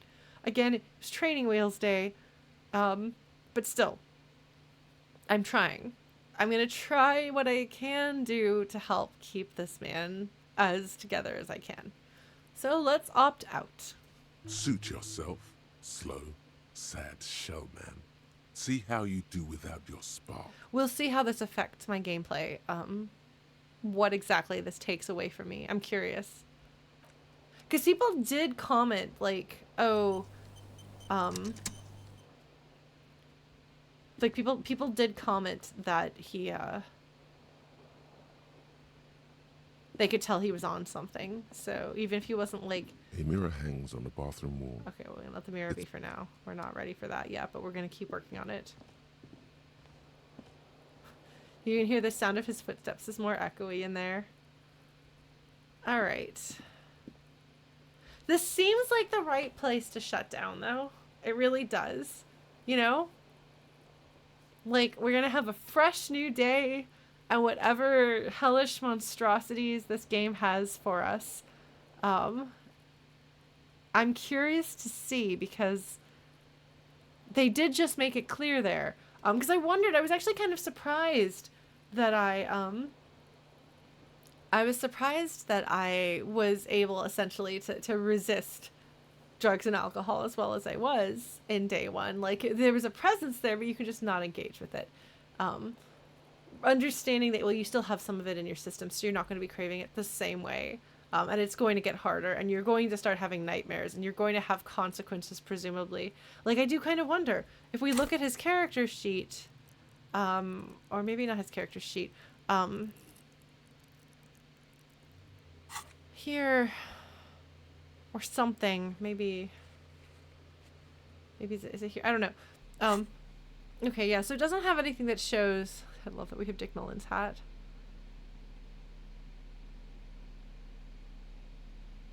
I don't know. Okay, so I'm gonna have to find a replacement for my pants if I want to get rid of electrochemistry. I don't know. It hasn't told me any mechanic challenges that I'm facing, or that I will immediately be facing from not sleeping well and going through withdrawal. We will see how that manifests. I wonder if, like, the hallucinations are going to get worse, if we're going to have, like, worse and worse physical... It's really hard to get worse than having 1 HP. I'm about as bad as you can get physically. I don't know. I'm curious to see that. So, Ocelot's nightmare was not surprising to me. It was really beautifully done. They did manage to make it feel... It's very consistent with the rest of the game. It's very consistent with what we've seen of his psyche, his inner world. It's very consistent with the very beginning of the game. It makes perfect sense in character. But it was not shocking or surprising. And I don't know that it's supposed to be. I think it's supposed to feel kind of inevitable, if that makes sense. I'm curious to see where they're going. Initially, they said, like, a week here with electrochemistry, but then they started talking about 2 weeks or 3 weeks. I do wonder, are we going to have an entire month? Or are we going to have just a week? I mean, we'll find out. If it is just a week, that's not a lot of time to get everything done that you need to get done. Necessarily, unless it's a smaller game than I think it is, which I wonder. A week is a nice number for, like, being able to replay and try things again. If you get much beyond that, then it starts, like, if you get more than 10 days, then you start having, like, a lot more to juggle. And I don't know what the scope of this game is going to be, so I'm very curious about it. And I don't know, I mean, we'll see if I decide that I want to replay it in a different way at a different point. I don't know. So thank you so much for indulging me on my very extended mini golfing. I had some fun. Had some stuff that was pretty out there, I think. Some stuff that maybe has justification in the game. We'll see. We'll see. And yeah, I'm looking forward to seeing what happens next. I didn't realize that the night was going to be so full, but I am glad that I wandered out without Kim for a bit. Had some fun, kind of saw how things work. We broke through some, we did a little trash pandaing, and yeah, next time we will face day 2 head on, and yeah. Let me know what you think about doing book streams or book videos or whatever that would look like for you. Again, I'm still working on the video essay thing. I just had been having the ongoing extended health issues that we all know about, but that might actually be, I might have actually turned a corner. I'm going to go talk to my doctor tomorrow. So we'll see if maybe we can get like one last thing that'll hopefully have me feeling fine and dandy and normal. And then I can actually make things and do things again. So yeah, take care of yourselves, everybody. Be good to yourselves. I will be streaming again Thursday. I don't think I have any anticipated breaks in stream. Again, we'll see how it goes with my health and everything. But yeah, take care. I'll see you next week. Let's raid my friend Rob, who's still trying to get partnered. I think he's live. So let's give this a go. We'll see what happens. Thank you so much. I appreciate you all being here despite my long-windedness and my inconsistent schedule and everything. Thank you very much for your patience. Good night. Take care. All right.